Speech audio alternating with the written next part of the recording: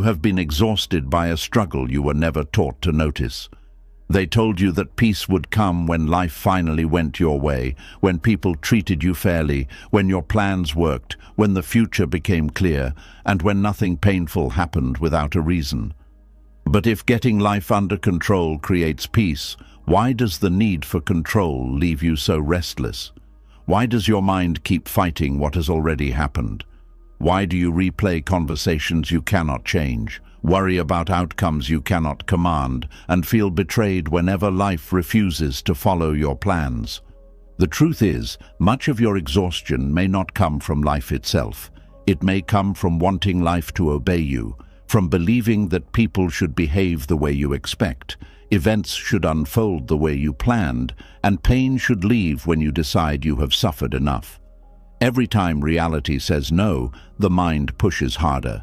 It argues, resists, predicts, controls and demands until even a small disappointment begins to feel like a personal attack. Buddhism teaches that this hidden battle is one of the deepest causes of suffering. Not because you should stop caring, and not because you should become passive, but because peace cannot grow in a mind that is constantly ordering reality around. For centuries, Buddhist wisdom has shown that everything changes. People change, bodies change, relationships change, plans fail, answers arrive late, and nothing remains under our control for long. The more tightly you hold, the more exhausted you become. As you listen to these teachings, something inside you may begin to loosen. The need to manage every outcome will slowly weaken. The pressure to make people understand you will begin to fade. The mind that has been arguing with life for years may finally become quiet. You will learn how to act without forcing, how to care without clinging, and how to face uncertainty without treating it like an enemy.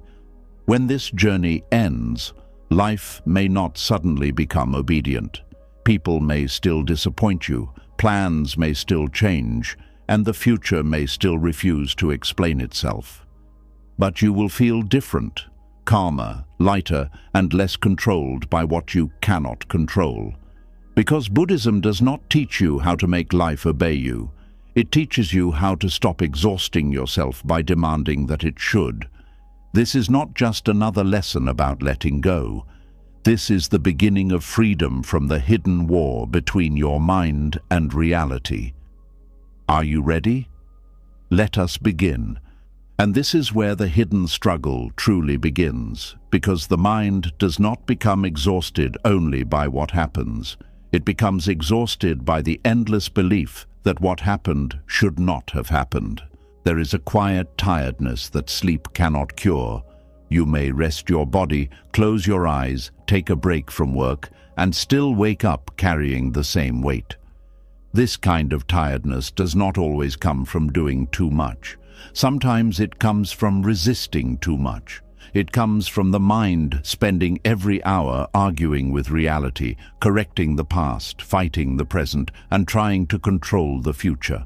Something happens that you do not like, and the mind immediately says, "This should not be happening." Someone disappoints you, and the mind says, "They should not be this way." Your body changes, and the mind says, "I should still feel the way I did years ago." A door closes, and the mind says, "This was not supposed to end." The future remains uncertain, and the mind says, "I need to know what will happen before I can relax." These thoughts may seem harmless. They may even feel reasonable. But each one creates a small fight between the world as it is and the world as you demand it to be. When this fight continues for days, months, or years, it slowly drains your strength. Buddhism teaches that suffering is not always created by the event itself. Much of it is created by the mind's resistance to the event. Pain may be unavoidable, but the struggle against pain adds another layer. Disappointment may arrive, but the mind multiplies it by insisting that disappointment should never have entered your life. Loss may hurt, but the mind deepens the wound by repeatedly demanding that what has gone must return. This does not mean that painful events are unimportant. It does not mean that injustice should be accepted without action, that harmful behavior should be tolerated, or that you must smile while your heart is breaking. Buddhism does not ask you to become cold or passive. It asks you to see clearly where your energy is going. There is a difference between responding to reality and arguing with reality. Responding means looking at what is happening and asking, "What can I wisely do now?" Arguing means looking at what is happening and repeatedly saying, "This must not be true." One leads to useful action. The other traps the mind inside a fact it cannot erase. Consider how much energy is lost when the mind refuses to accept that another person is who they have shown themselves to be. Perhaps someone has been unreliable many times. They promise to change, disappoint you again, apologize, and repeat the same behavior. Yet your mind continues to hold tightly to the person you believe they should become. You may spend hours studying their words, questioning their motives, hoping for a different response, and preparing the perfect explanation that will finally make them understand. You are not only dealing with their behavior, you are also dealing with your private demand that they must become someone else before you can be at peace. This is exhausting because you are trying to perform work inside another person's mind. You are trying to create honesty in someone who avoids truth, maturity in someone who refuses responsibility, or kindness in someone who benefits from being cruel. You may influence people, speak honestly, establish boundaries, and choose whether to remain close to them. But you cannot enter their consciousness and force wisdom to appear. The mind often believes that if it thinks about a person long enough, it will find the hidden sentence, perfect action, or emotional key that can control their response. This creates the illusion of progress. You feel active because your thoughts are busy. But mental activity is not always useful action. Sometimes it is simply resistance moving in circles. Buddhist wisdom invites you to stop asking, "How do I make this person become what I need?" and begin asking, "What is this person's behavior showing me, and how can I respond without abandoning myself?" That question returns your energy to where it belongs. You may not be able to make someone understand you, but you can decide how much access they have to you. You may not be able to make someone speak honestly, but you can stop building your life around their promises. You may not be able to make someone appreciate your kindness, but you can choose not to measure your worth through their gratitude. Acceptance begins when you stop confusing what you prefer with what you control. This same struggle appears in the way the mind relates to events. A plan fails, and instead of adjusting, the mind becomes fixed on how perfectly everything would have worked if one thing had gone differently. You replay the missed opportunity, the delayed message, the wrong choice, the unexpected expense, or the decision that changed everything. At first, reflection can be useful. It can show you what to learn and what to do differently. But reflection becomes suffering when it no longer searches for wisdom and begins searching for a way to rewrite time. The mind knows that the past cannot be changed, yet it continues negotiating with it. It says, "If only I had left earlier, if only I had said no, if only I had noticed the warning, if only they had told me the truth, if only I had been stronger." Each "if only" becomes a doorway into a life that never happened. You enter that imagined life and compare it with the one you have now. In that other life, you made the perfect choice. The relationship survived. The money was not lost. The illness was discovered earlier. The opportunity remained open. The person stayed. You judge your present life against a fantasy that contains none of the uncertainty, weakness, fear, or limited knowledge you had at the time. Of course, the fantasy looks better. It was created after you already knew the outcome. This is one of the ways the mind punishes itself while pretending to seek understanding. It demands that your past self should have possessed the wisdom that only became available through the mistake. It forgets that you made the decision with the mind, information, fear, hope, and emotional strength you had then. Buddhism teaches careful attention to causes and conditions. Every event comes from many factors meeting at one moment. Your choices matter, but they are never the only forces involved. Other people's choices, timing, health, social conditions, chance, habits, misunderstandings, and events beyond your awareness all play a part. When you blame yourself for controlling what was never fully yours to control, you create a false sense of power. It feels painful, but it can also feel safer than uncertainty. If everything was your fault, then perhaps everything could have been prevented.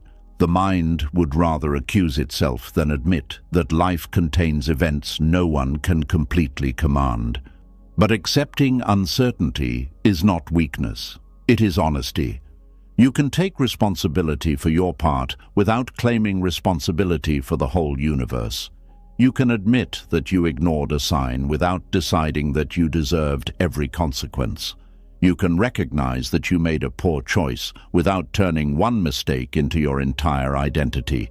You can learn from the past without demanding that it open its doors and let you back inside. The past does not need to change for you to become wiser. It only needs to be seen clearly. The mind also argues with aging. This argument can be especially painful because the changes are gradual. One day you notice that your body does not recover as quickly. Your energy is different. Your face has changed. Certain movements require more care. Names take longer to return. People begin treating you differently. The world seems to move faster while your body asks you to slow down. Then the mind begins comparing. It compares today's body with the body of 20 years ago. It compares your energy with younger people. It compares your appearance with old photographs. It compares what you can do now with what once felt effortless. Instead of meeting the body that exists, you keep presenting it with the body it used to be.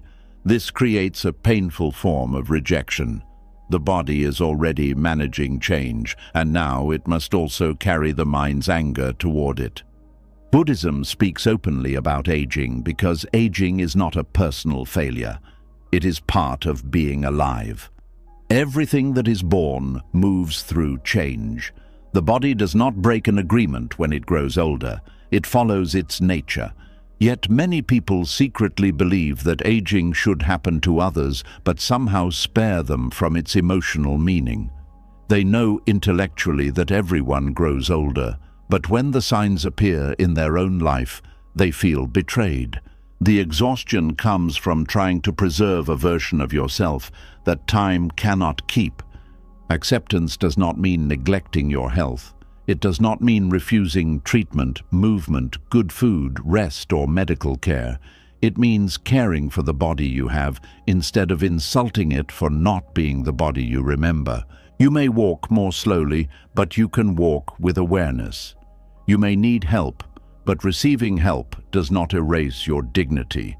You may no longer do everything you once did, but your value was never located only in speed, strength, appearance, or independence. When you stop arguing with aging, something gentle becomes possible. You begin to notice what the argument was hiding. You may appreciate the patience you did not have when you were younger. You may see people more clearly. You may care less about approval.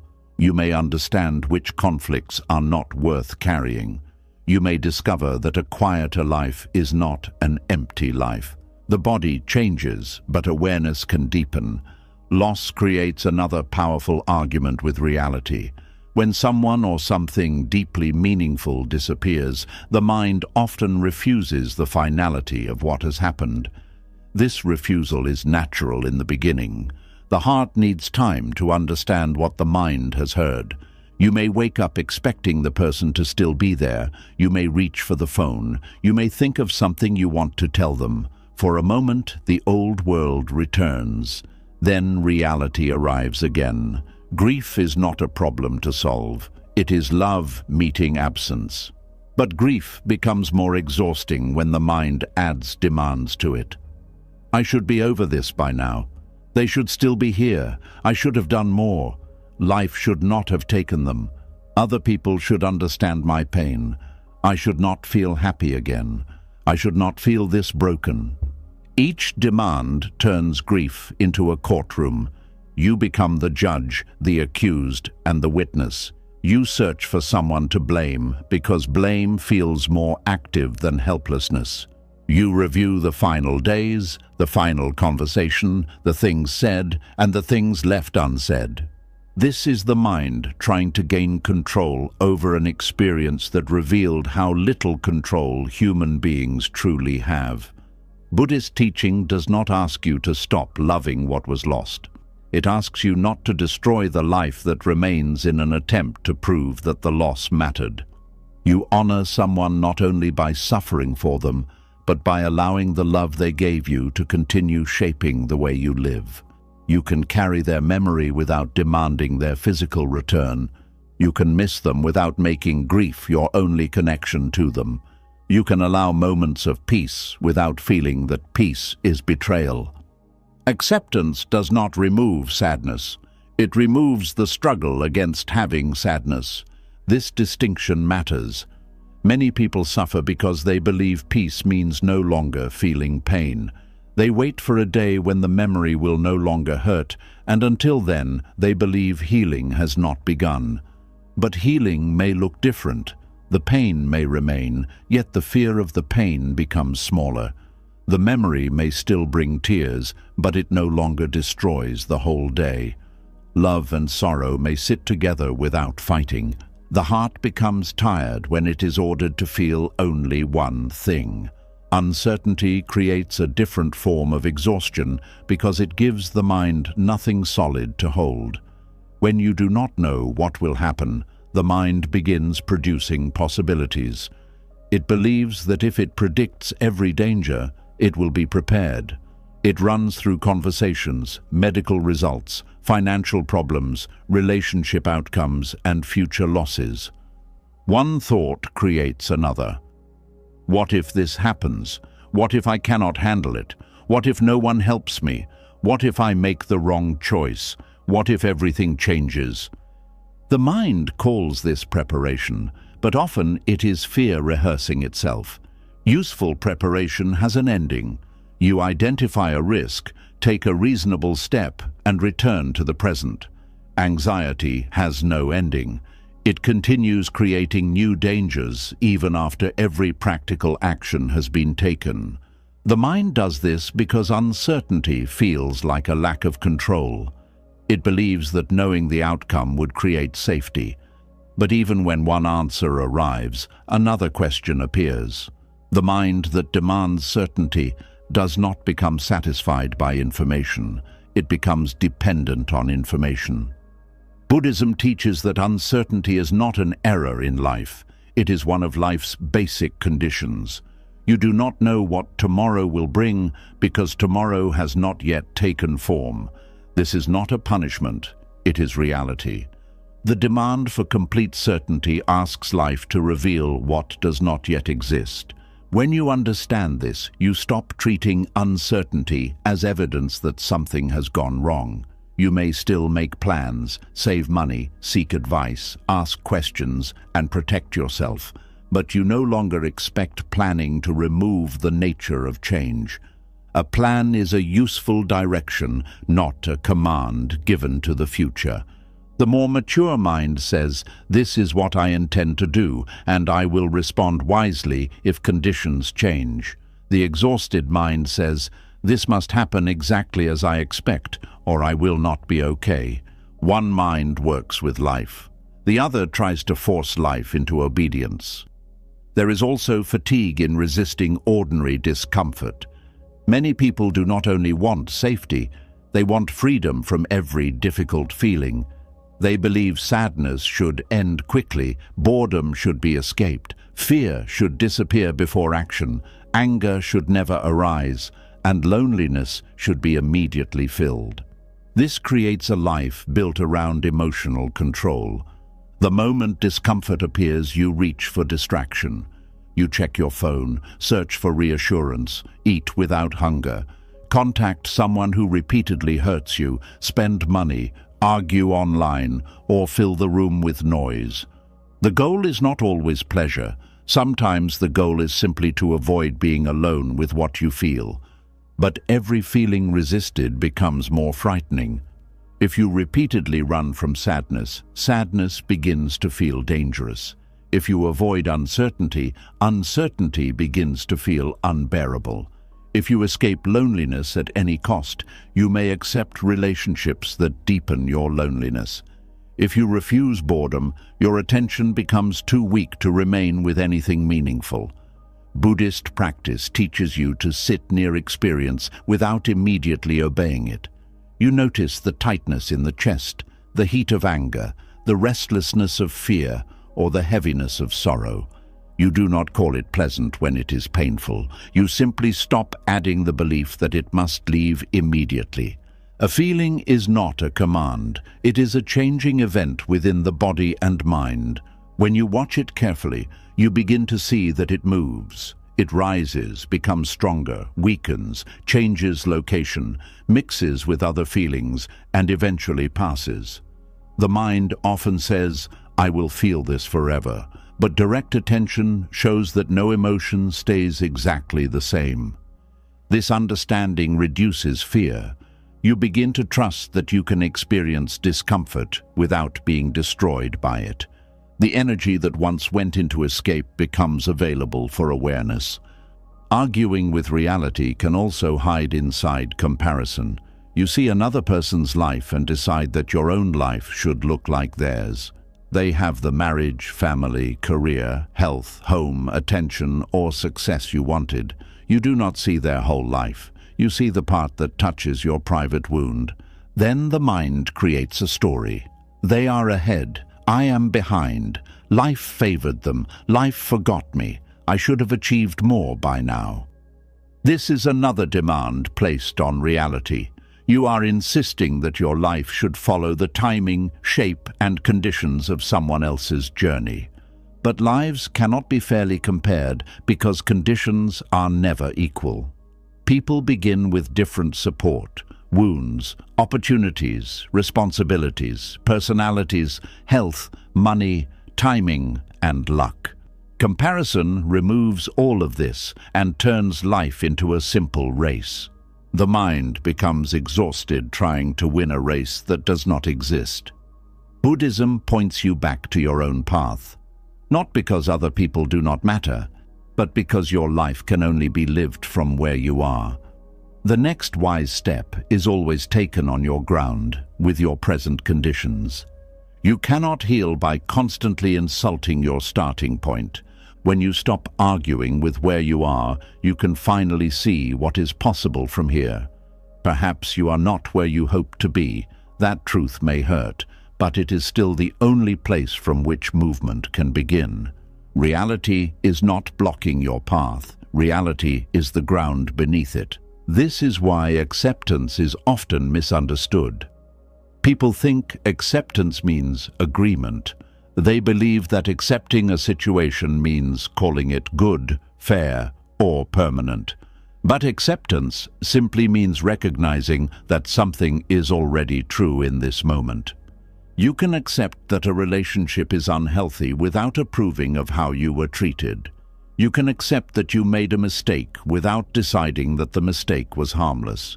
You can accept that you are ill while continuing treatment. You can accept that you are afraid while still moving forward. You can accept that someone has died without believing their death was fair. Acceptance is not surrendering your values. It is surrendering the argument with the fact. Once the fact is seen clearly, wise action becomes possible. Before acceptance, your energy is divided. Part of you deals with the situation, while another part fights the existence of the situation. After acceptance, the energy becomes whole.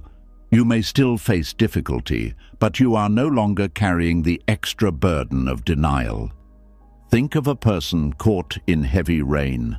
One person spends the entire time shouting at the sky, angry that the rain began, insulted that the clouds did not respect their plans. Another person sees the rain, finds shelter, protects what can be protected, and waits for conditions to change. Both experience the same weather, only one adds a personal war. Life contains many forms of rain: a delayed plan, an unwanted diagnosis, an ending, a rejection, a misunderstanding, a betrayal, a financial setback, a body that needs rest, or a future that remains unclear. You may not have chosen the weather, but you can choose whether to spend all your strength cursing the sky. The first step is noticing the language of resistance. Listen for thoughts containing words such as should, must, always, and never. They should understand me. This must work. I should not feel this way. Life should be fair. This must not change. I need certainty. These sentences reveal where a preference has become a demand. You can gently change the language without lying to yourself. I wish they understood me, but I cannot control their understanding. I hope this works, but I can respond if it does not. I do not enjoy this feeling, but I can allow it to be here. I value fairness, but life does not always produce fair outcomes. I want stability, but change is part of everything. This is not empty positive thinking. It is accurate thinking. The mind relaxes when it no longer has to defend an impossible rule. Another practice is to separate the first pain from the second pain. The first pain is what happened. The second pain is everything the mind adds. The first pain may be rejection.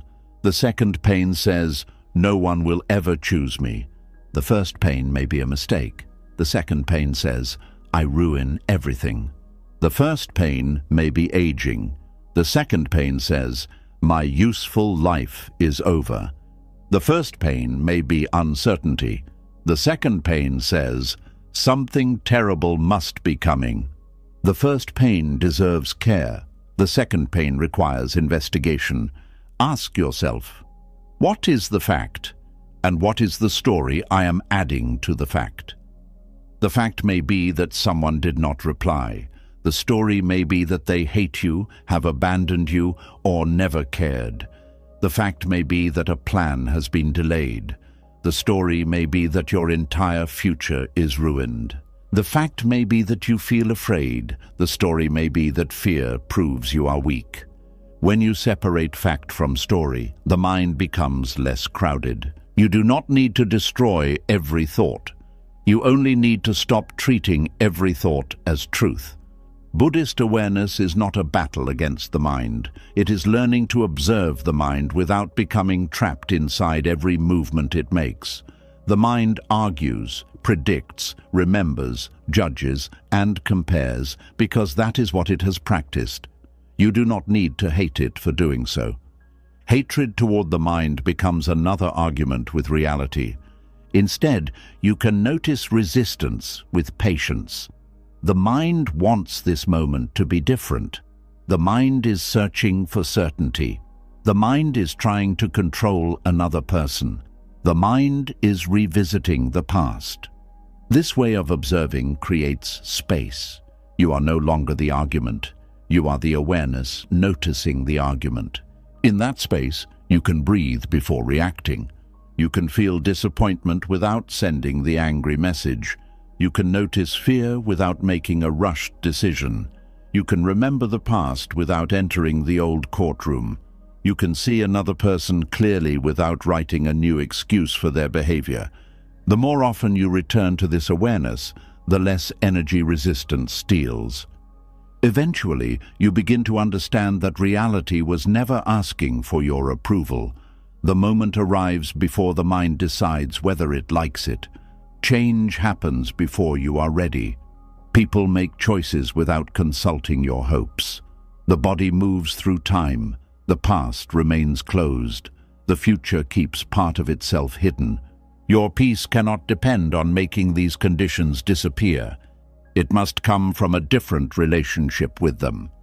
The hidden fatigue begins to lift when you stop asking life to become harmless, predictable, fair, and obedient before you allow yourself to rest. You begin to see that rest is possible even while some questions remain unanswered. You can breathe while a plan is unfinished. You can be steady while another person misunderstands you. You can care for your body while accepting its changes. You can grieve without demanding that grief follow a schedule. You can face tomorrow without forcing it to reveal itself today. This is not the peace of someone who controls everything. It is the peace of someone who no longer wastes their life attempting the impossible. And as this argument with reality grows quieter, another hidden belief begins to reveal itself. Beneath the need for life to obey you, there is often an unspoken contract. The belief that if you are good, careful, loving, or responsible enough, life must protect you from pain. That private contract is where the next layer of suffering begins. And beneath that quiet surrender, another painful truth begins to rise. The mind may stop arguing with what has happened, yet still whisper, "But this was not supposed to happen to me. I tried to be good." There is a private agreement many people make with life without ever realizing it. It is never written, never spoken aloud, and never accepted by the world. Yet the ego believes in it deeply. The agreement says, if I behave well, life should protect me. If I work hard, I should succeed. If I love people honestly, they should love me honestly. If I avoid harming others, harm should not come to me. If I do everything correctly, nothing terrible should happen. This hidden contract can remain invisible for years. As long as life appears to cooperate, you may never question it. You are kind, and kindness returns. You work, and progress follows. You care for your body, and your health remains stable. You remain loyal, and your relationships feel safe. The contract seems real because life has not yet challenged it. Then something happens that does not fit the agreement. You give your best and still fail. You remain loyal and are betrayed. You care for someone who leaves. You save money and face an unexpected loss. You take care of your health and still become ill. You raise children with love and watch them make painful choices. You pray, prepare, plan, and do what you believe is right, yet life gives you an outcome you never believed you deserved. The pain of the event is real, but something else enters beside it. A deeper wound opens. The ego says, after everything I have done, how could this happen to me? That question reveals the contract. The suffering is no longer only about what was lost. It is also about the belief that goodness should have purchased protection. You feel cheated because you believed life owed you a certain result. You may not have used those exact words, but somewhere within you, there was an expectation that being careful, moral, responsible, loving, or faithful should create a shield around your life. Buddhism teaches that this shield does not exist. This does not mean that actions have no consequences. It does not mean that kindness is useless, effort is meaningless, or morality does not matter. Buddhism places great importance on intention and action. What you do shapes your mind, your relationships, your habits, and the conditions around you. Wise actions often produce wiser results. Harmful actions often create suffering. But action is not a machine into which you place goodness and receive guaranteed safety.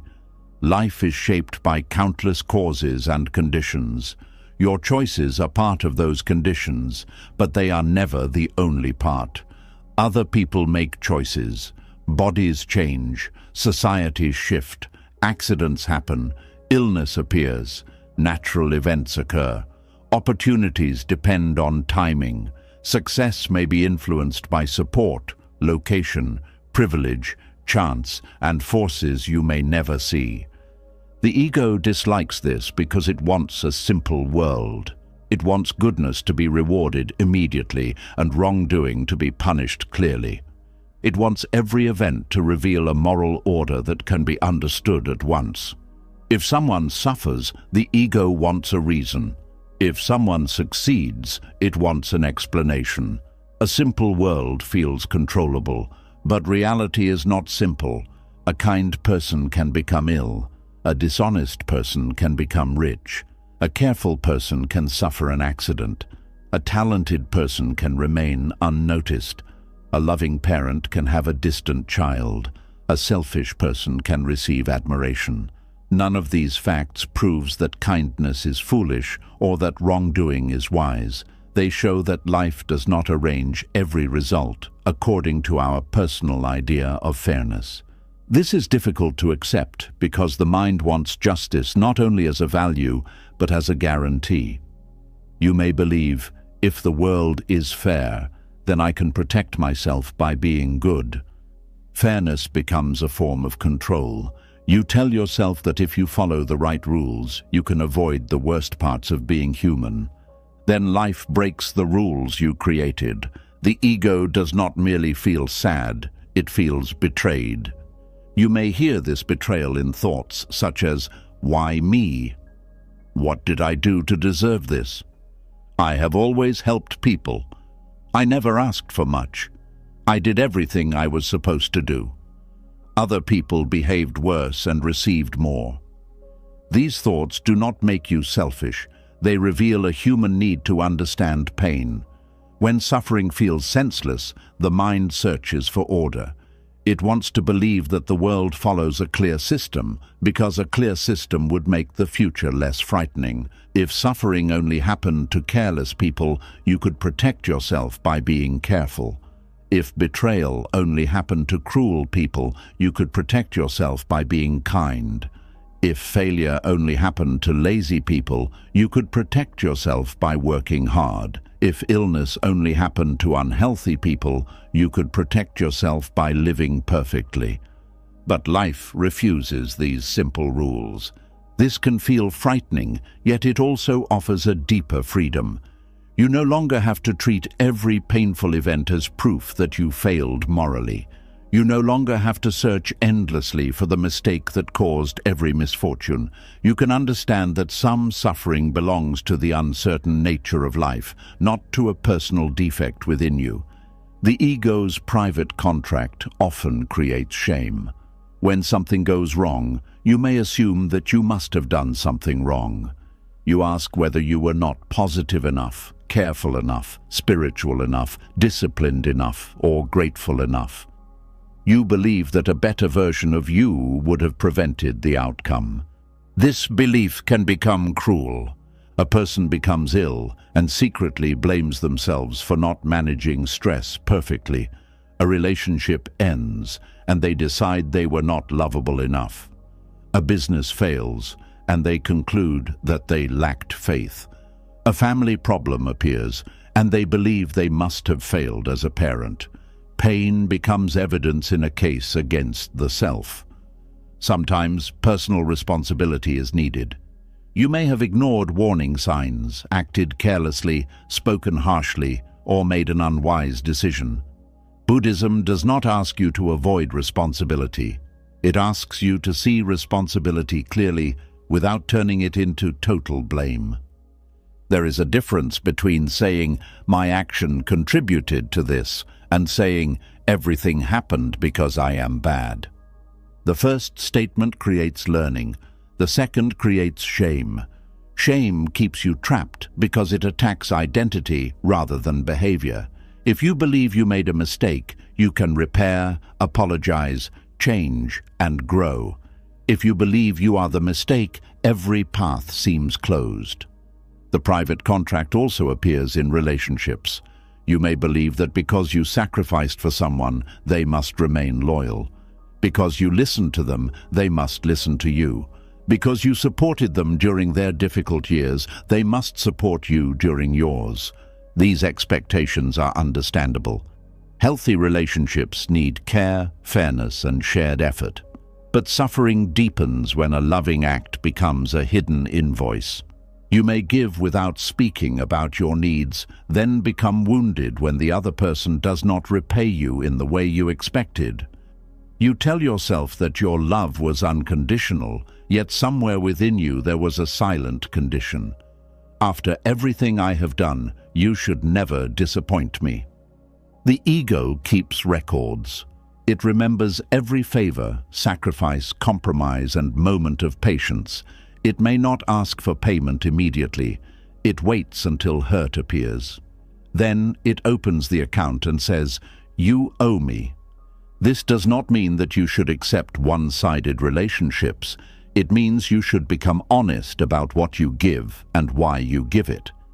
Are you giving freely, or are you giving to secure love? Are you helping because it is wise and kind, or because you hope to become impossible to leave? Are you sacrificing because it is necessary, or because you believe suffering will purchase loyalty? When giving becomes a strategy for controlling another person, resentment is never far away. You may think, if I make myself useful enough, they will need me. If I never say no, they will value me. If I carry all their burdens, they will never abandon me. This is not pure generosity. It is fear wearing the clothes of kindness. The private contract says, if I give enough, you must stay. But people are not bound by contracts they never agreed to. This truth can hurt, yet it can also purify love. You begin to give with clearer limits. You stop offering what you cannot give without resentment. You communicate your needs instead of hoping others will discover them. You allow kindness to be an expression of your values, not a tool for purchasing security. Then love becomes more honest. The same contract shapes work and ambition. Many people believe that hard work guarantees success. They were taught that effort always wins, that discipline always produces reward, and that anyone who fails simply did not try enough. Effort matters deeply. Without effort, many possibilities remain closed. But effort is not the only condition. Two people may work equally hard and receive very different outcomes. One may have access to better education, stronger connections, financial support, safer surroundings, better health, or better timing. Another may face barriers invisible to everyone watching. When success does not arrive, the hard-working person may feel personally rejected by life. They think, I have paid the price. Where is my reward? The pain grows because they were not only working toward a goal, they were building a claim against the future. This claim can make success itself feel bitter. You may achieve something after years of struggle, then discover that it does not provide the emotional payment you expected. You thought recognition would heal old insecurity. You thought money would remove fear. You thought status would silence everyone who doubted you. The reward arrives, but the inner wound remains. Then the ego feels cheated again. It says, I did everything. Why am I still not at peace? Buddhism teaches that no external reward can permanently settle an internal demand.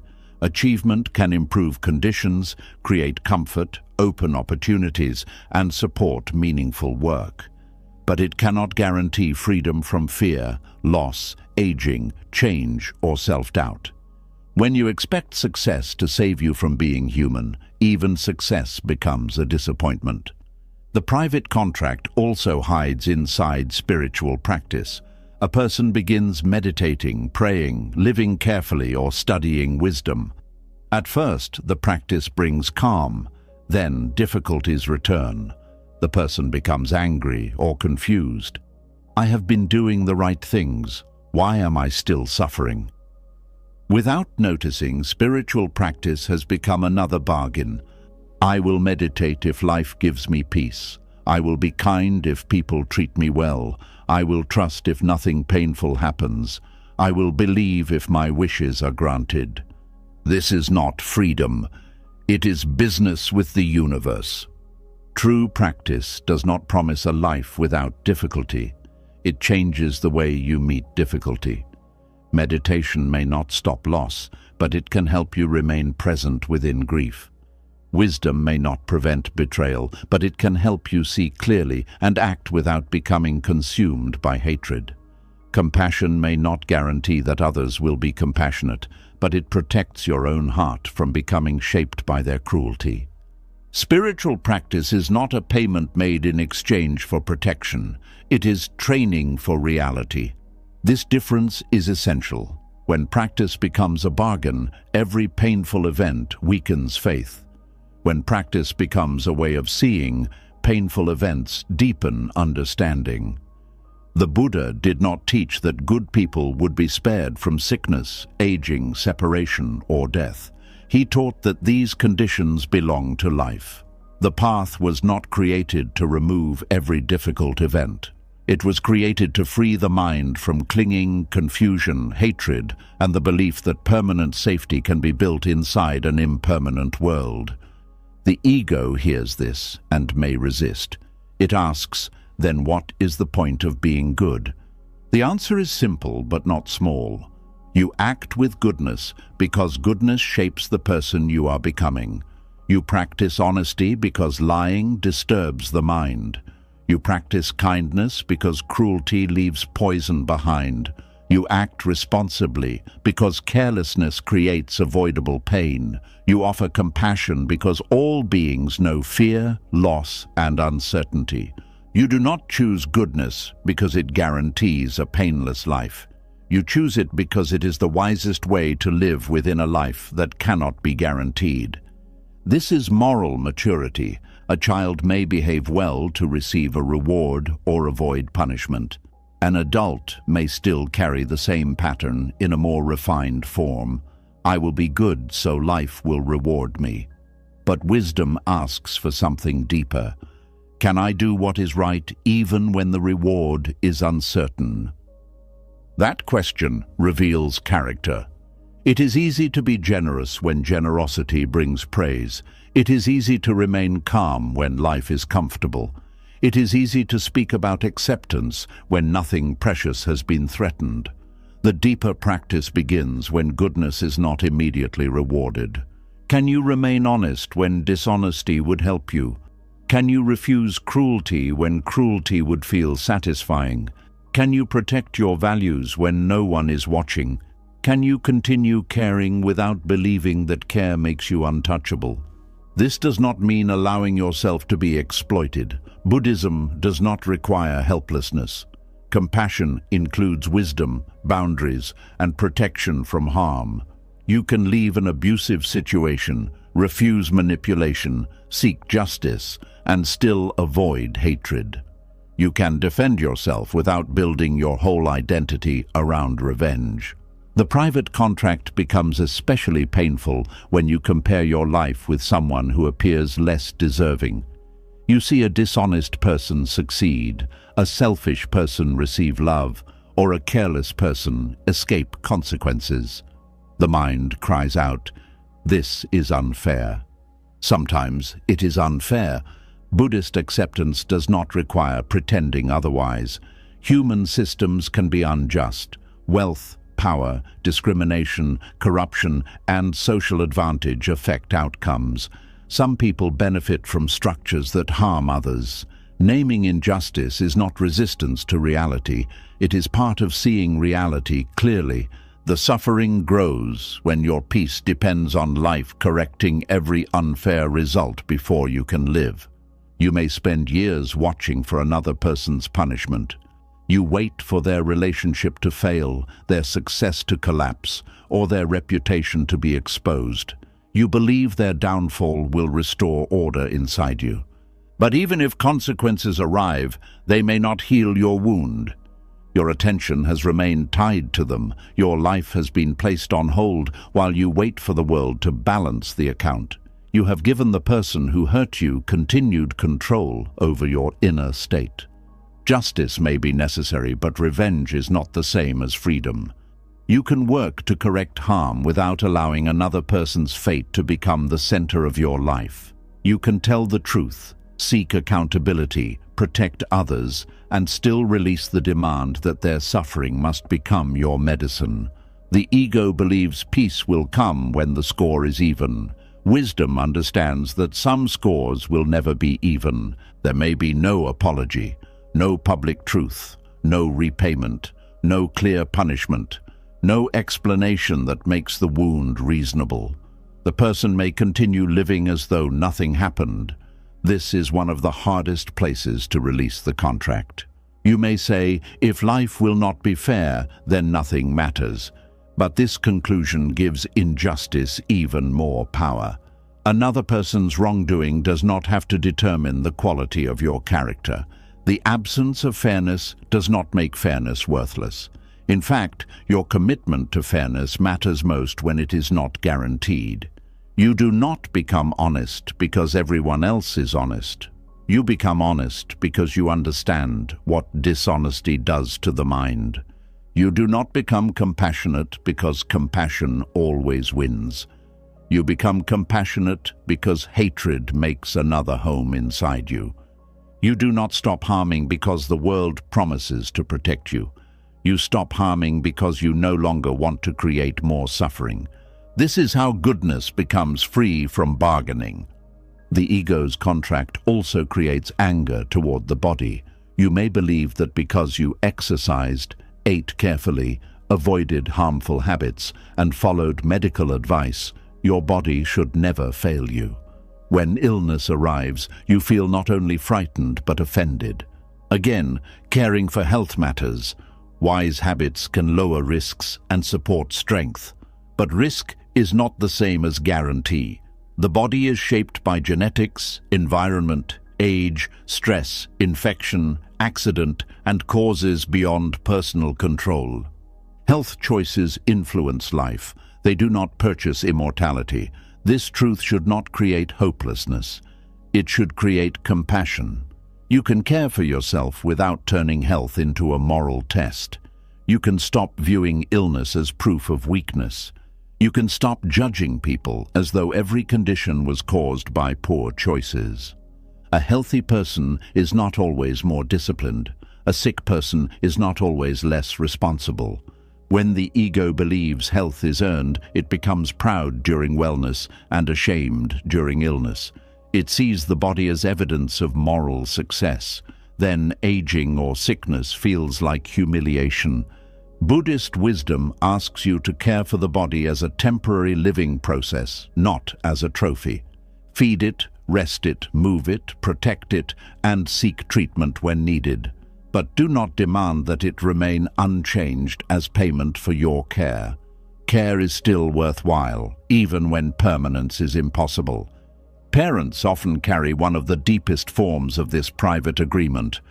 They believe that if they love their children well, sacrifice enough, provide guidance and protect them, the children should grow into certain kinds of adults. When the child chooses differently, the parent may feel that their whole life has been rejected. The child may leave the family's beliefs, enter a difficult relationship, make financial mistakes, struggle with addiction, or become distant. The parent asks, "After everything I did, how could they choose this?" Love becomes mixed with ownership. A parent can guide, teach, support, warn, and create a stable home. But a child eventually becomes a person with their own mind, fears, desires, wounds, and choices. Parenting influences a life. It does not control it. This is painful because parents often carry responsibility long after their power has ended.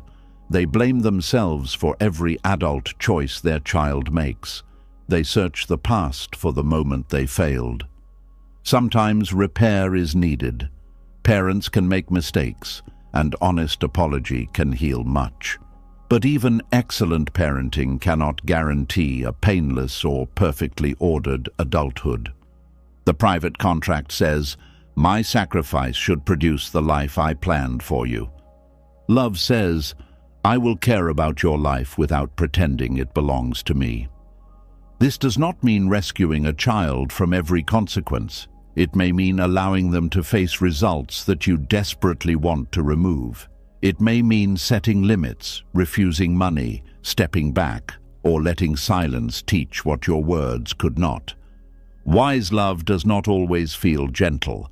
Sometimes it refuses to support destruction.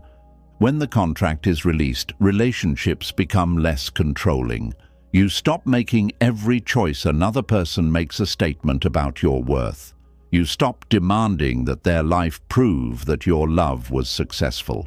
You begin to see them as a human being, not as a result you produced. The ego also bargains with time. It believes that patience should guarantee arrival. I have waited long enough. My turn should come now. You may have been lonely for years, worked toward a goal for decades, or waited for a change that never seems to arrive. Waiting creates a sense of payment. Each year becomes another coin placed into the machine. Eventually, you expect life to release the reward. But time does not create entitlement. You may deserve love in the sense that every human being deserves dignity and care, yet no number of lonely years can force a particular person to love you. You may deserve opportunity, but waiting alone cannot command the exact door you want to open. You may work patiently, but time cannot promise that your preferred outcome will appear. This does not make patience useless. Patience allows steady effort without panic. It gives growth room to happen. But patience becomes suffering when it is secretly a demand. I have waited, so now life must obey. Buddhism offers another kind of patience. It is not passive waiting for a reward. It is the ability to remain present while causes and conditions continue changing. It asks, what can be nourished now, rather than, when will the universe repay me? You may continue working toward the goal, but your life does not become a hallway outside a locked room. You notice what exists today. You build relationships, care for your health, develop skills, and create meaning that is not completely dependent on one future result. The private contract narrows life. It says only one outcome will prove that your effort mattered. Wisdom allows many forms of value. A project may fail commercially, yet teach you courage, discipline, and skill. A relationship may end, yet show you where you abandoned your boundaries. A dream may not arrive in its original form, yet the work toward it may lead you somewhere unexpected. This does not turn every loss into a hidden blessing. Some losses remain losses, but a painful result does not erase every good quality developed along the way. The ego wants a clear reward. Life often offers transformation instead. Releasing the contract does not mean expecting nothing and caring about nothing. It means replacing entitlement with intention. You can hope without claiming. You can work without demanding. You can love without trying to create a debt. You can be good without treating goodness as insurance. This changes the way disappointment feels. You may still grieve when things fail. You may feel anger when treated unfairly. You may mourn when care is not returned. But beneath the pain, there is less shock. You no longer believe that life broke a sacred promise made personally to you. You understand that no such promise existed. At first, this may sound harsh. It may feel as though Buddhism is removing comfort, but false comfort eventually becomes a source of suffering. A promise that life never made cannot protect you. It can only make every difficulty feel like betrayal. The deeper comfort is different. You cannot guarantee that goodness will protect you, but you can trust the mind that goodness helps you build. You cannot guarantee that honesty will always be rewarded, but you can live without the burden of deception. You cannot guarantee that love will be returned, but you can learn to love without losing your dignity. You cannot guarantee success, but you can make effort with clarity. You cannot guarantee fairness, but you can refuse to become unfair. This is a strength that does not depend on life cooperating. The ego asks, what will I receive if I do the right thing? Wisdom asks, who do I become when I do the right thing? One question makes morality a transaction. The other makes it a path. You begin to act from values rather than guarantees. You tell the truth because truth creates clarity. You establish boundaries because self-respect is necessary. You practice generosity because you understand suffering. You work carefully because effort deserves your presence, even when results remain uncertain. When reward comes, you appreciate it without believing it was owed. When reward does not come, you feel the disappointment without allowing it to destroy your values. This is not easy. The contract may return whenever life becomes painful. You may hear the old voice saying, "After everything I have done, I deserve better." When it appears, do not attack yourself. Notice the hurt beneath it. Perhaps the voice is not arrogant. Perhaps it is afraid. It wants proof that your efforts mattered. It wants reassurance that the world is not random. It wants to believe you can protect everyone you love by behaving perfectly. Meet that fear with honesty. Say, "My actions matter, but they cannot control every outcome. My goodness has value, but it does not make me immune to pain. I can be hurt without being punished. I can fail without being worthless. I can suffer without believing that life has singled me out." This is how the contract begins to dissolve. You stop treating pain as a personal verdict. You stop assuming that every difficult outcome means you are not good enough. You stop demanding that life prove your worth through success, fairness, praise, or protection. Your worth no longer rises and falls with the results. Then something unexpected happens. Goodness becomes lighter. You no longer carry the bitterness of someone who believes they are constantly underpaid by life. You stop saying yes while secretly waiting for recognition. You stop helping people who repeatedly use you simply because you want to preserve the identity of being good. You learn that wisdom sometimes says no. You learn that kindness without boundaries becomes self-neglect. You learn that sacrifice without awareness can create hidden anger. You learn that morality is not proven by how much suffering you can tolerate. The goal is not to become endlessly agreeable, it is to become clear. A clear person can be compassionate without being controlled. They can forgive without restoring unsafe access. They can accept that life is unfair without becoming passive toward injustice. They can work hard without making success the price of self-respect. The private contract loses its power when you stop asking life to guarantee that your goodness will be profitable. You simply live according to what you understand to be wise. Some days this will be rewarded. Some days it will be ignored. Some days it may even make life harder. Honesty may cost you an opportunity. A boundary may end a relationship. Refusing to participate in harm may leave you standing alone. Yet there is a peace in no longer betraying yourself for a reward. This peace is not excitement. It is the quiet strength of alignment. Your outer result may be uncertain, but your inner direction is clear. And as that hidden contract finally weakens, you may notice what was beneath it all along. The demand for guarantees was never only about fairness. It was also an attempt to protect yourself from fear. Because when the ego cannot secure a reward through goodness, it often tries another method. It reaches for control, planning, pressure, and interference, hoping that if it manages every detail, uncertainty will never be able to hurt it. And when the ego discovers that goodness cannot guarantee protection, it often reaches for something else. It begins to tighten its grip. It plans more, checks more, worries more, and tries to manage every detail, not because control brings peace, but because uncertainty feels dangerous.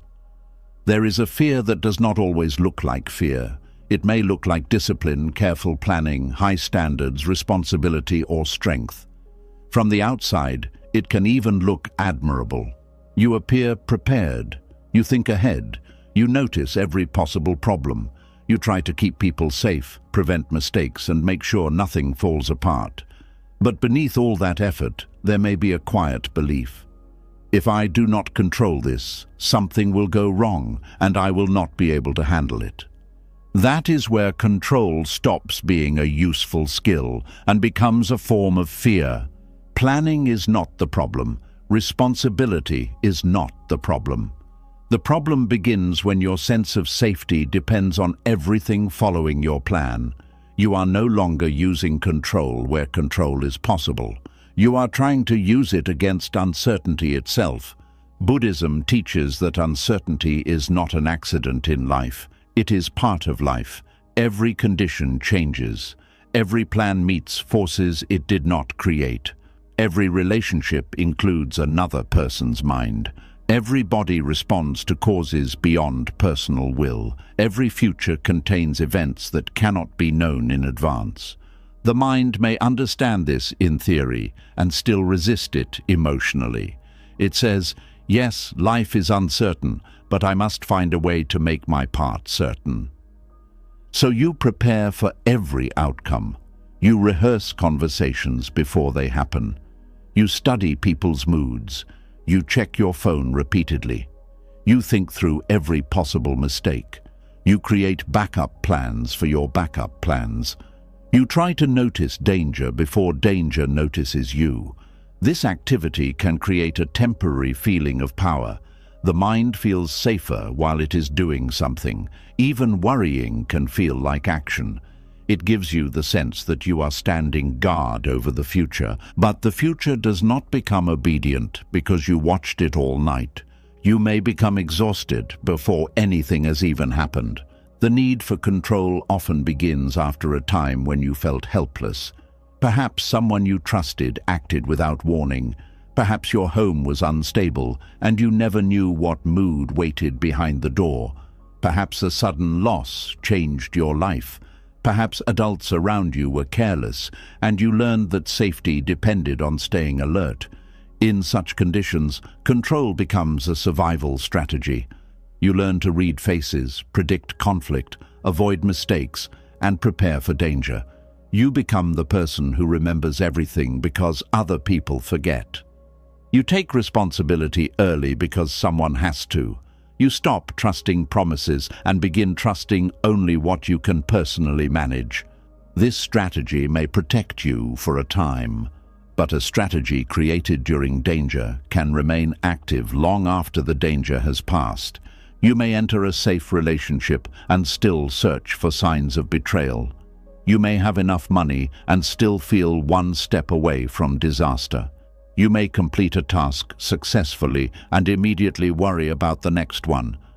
Your surroundings change, but your nervous system continues living in the old world. Control then becomes a way of avoiding the feeling of helplessness you once knew. You are not only trying to prevent bad events, you are trying to prevent yourself from ever feeling powerless again. This explains why small changes can create such strong reactions. A person changes a plan, and you feel disrespected. Someone does not answer when expected, and your mind moves quickly toward danger. A family member makes a decision without asking you, and you feel shut out. A simple delay feels much larger than a delay. The present event touches an older fear. The mind does not say, "This plan changed." It says, "Things are slipping out of my hands." It does not say, "I do not know yet." It says, "Not knowing is unsafe." It does not say, "Another person made a choice." It says, "I am losing control." Buddhist awareness invites you to notice this difference. The situation may be uncomfortable, but the fear makes it feel unbearable. The mind is not only responding to what is happening, it is responding to what loss of control means to you. For some people, it means failure. For others, it means abandonment. It may mean humiliation, danger, rejection, weakness, or chaos. Until you understand the meaning beneath the control, you will continue fighting the surface. Ask yourself, what am I afraid will happen if I do not manage this? Then go deeper. If the plan changes, what do you fear? Perhaps you fear being unprepared. If you are unprepared, what then? Perhaps you fear making a mistake. If you make a mistake, what then? Perhaps you fear being blamed, judged, or seen as incapable. This shows that the deepest fear may not be the changed plan. It may be shame. Another person may fear something different. If they do not control the relationship, they fear being left. If they do not control their children, they fear becoming unnecessary. If they do not control their health routine, they fear death. If they do not control their work, they fear losing identity. Control is often the visible behavior. Fear is the hidden root. When you only attack the behavior, nothing truly changes. You tell yourself to relax, but the fear remains. You force yourself to let go, but every part of you feels exposed. Real freedom begins when you turn toward the fear with honesty. Buddhism does not ask you to shame yourself for wanting control. It asks you to understand the suffering within that desire. The controlling mind is usually not evil. It is frightened. It believes that safety must be produced through constant effort. It does not trust life, but it also does not trust you. It doubts your ability to respond when things change. It says, "Everything must go according to plan because I will fall apart if it does not." This is one of the most painful parts of control. It appears to express confidence, yet beneath it is often a lack of confidence in your ability to adapt. You believe you need certainty because you do not trust your future self. You do not believe that the version of you who meets tomorrow will know what to do. So the version of you who exists today tries to solve every future problem in advance. But today's mind cannot fully solve tomorrow's life. Tomorrow will contain information you do not have today. It may bring support you cannot yet see, choices you have not considered, and strengths that only appear when needed. Many problems reveal their true shape only when they arrive. Trying to live the future before it exists often leads you to solve imaginary problems while neglecting the real moment in front of you. You may spend hours worrying about a conversation that never happens. You prepare a defense against an accusation no one makes. You fear a rejection that does not come. You arrange your emotions around an outcome that changes before it reaches you. The mind pays the cost of an event without receiving any useful lesson from the event itself. This is not preparation. It is fear collecting payment in advance. Wise preparation is specific. It asks, what reasonable action can I take now?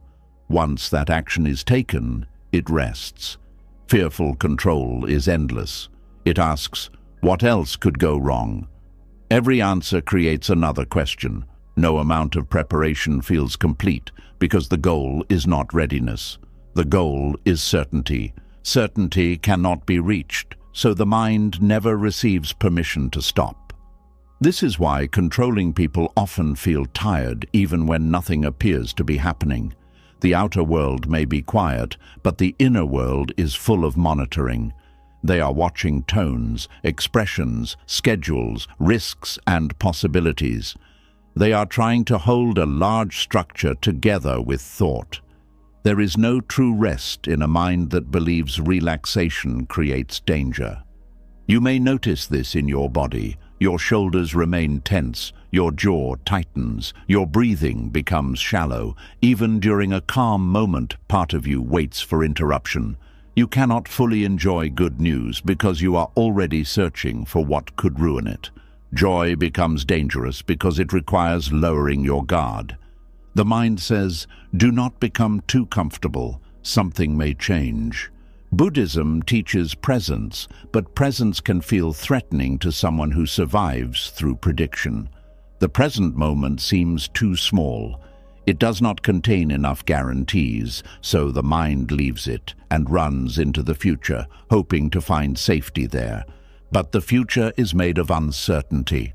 The farther the mind runs, the less solid the ground becomes. The answer is not to stop caring about tomorrow.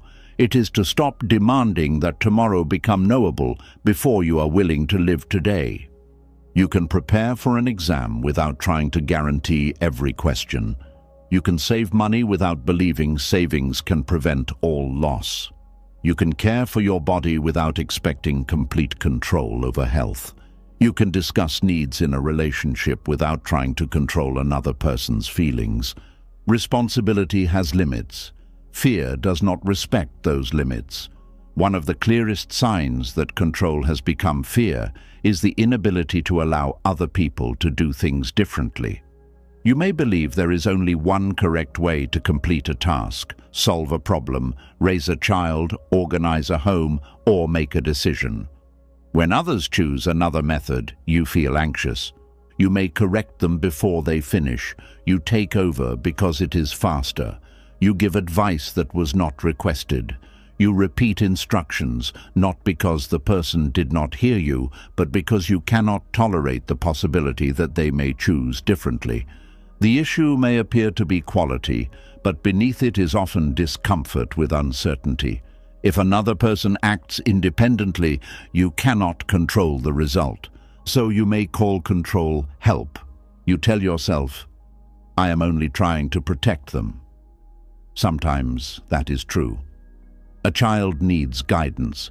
A dangerous decision may require intervention. A shared responsibility may require clear standards. But protection can quietly become domination when you refuse to allow others to learn, choose, fail, or experience consequences. You may protect them from discomfort while preventing them from developing confidence. A parent who solves every problem teaches the child, you cannot handle life without me. A partner who controls every decision teaches the relationship, only one mind is trusted here. A leader who refuses to delegate teaches the team, your judgment is not valuable. Control often creates the weakness it fears. The more you take over, the less others practice. The less they practice, the more mistakes they make. Their mistakes then become proof that you must continue controlling everything. This creates a closed circle. You become overloaded and resentful. Others become dependent, passive, secretive, or rebellious. You complain that no one helps, yet you correct every attempt. You want people to take responsibility, but only if they do it exactly as you would. The deeper practice is not abandoning standards. It is learning which differences are dangerous and which differences merely make you uncomfortable. Another person's method may be slower, but still effective. Their choice may not be your choice, but it may still be theirs to make. Their mistake may be part of their growth. Trust does not mean believing that everything will go perfectly. It means allowing life to unfold without interfering in every stage. This is difficult because control gives the ego a role. It makes you feel necessary. If everyone depends on your decisions, you know who you are. You are the responsible one, the strong one, the fixer, the person who keeps everything from falling apart. This identity can become so important that you unconsciously need problems in order to maintain it. Peace may feel empty because peace does not require your rescue. When others become independent, you may feel rejected rather than relieved. When they stop asking for advice, you may believe they no longer value you. When they make choices without you, you may feel invisible. Then control is no longer only about outcomes. It becomes a way of securing importance. You try to remain central in other people's lives by becoming necessary to their functioning. Buddhist teaching challenges this gently. Your value does not depend on being needed at every moment. Love does not require permanent dependence. You can be meaningful in someone's life without controlling their direction. To love another person is not to become the author of their life. It is to offer care, wisdom, and honesty while recognizing that they are responsible for their own path. This recognition protects both people. It frees the other person from your fear, and it frees you from carrying a life that is not yours. Control also appears in communication. You may carefully choose words, not only to express yourself, but to produce a specific reaction. You explain, repeat, soften, strengthen, and rearrange your message because you believe the correct sentence can force understanding. When the other person still reacts differently, you feel desperate. You think, they misunderstood me. I must explain again. Sometimes clarification is necessary, but there comes a point when more explanation no longer creates understanding. The other person may lack the willingness, emotional ability, or honesty to receive what you are saying. Continuing to explain may be another attempt at control. You want to control how they see you. You want to prevent them from holding an unfair opinion. You want to correct the story inside their mind. But you cannot control another person's interpretation. You can speak carefully. You can correct false information. You can apologize where needed. You can state your intention. After that, their understanding belongs to them. This is one of the hardest forms of letting go because reputation matters. Human beings want to be seen accurately. Being misunderstood can feel like a threat to identity.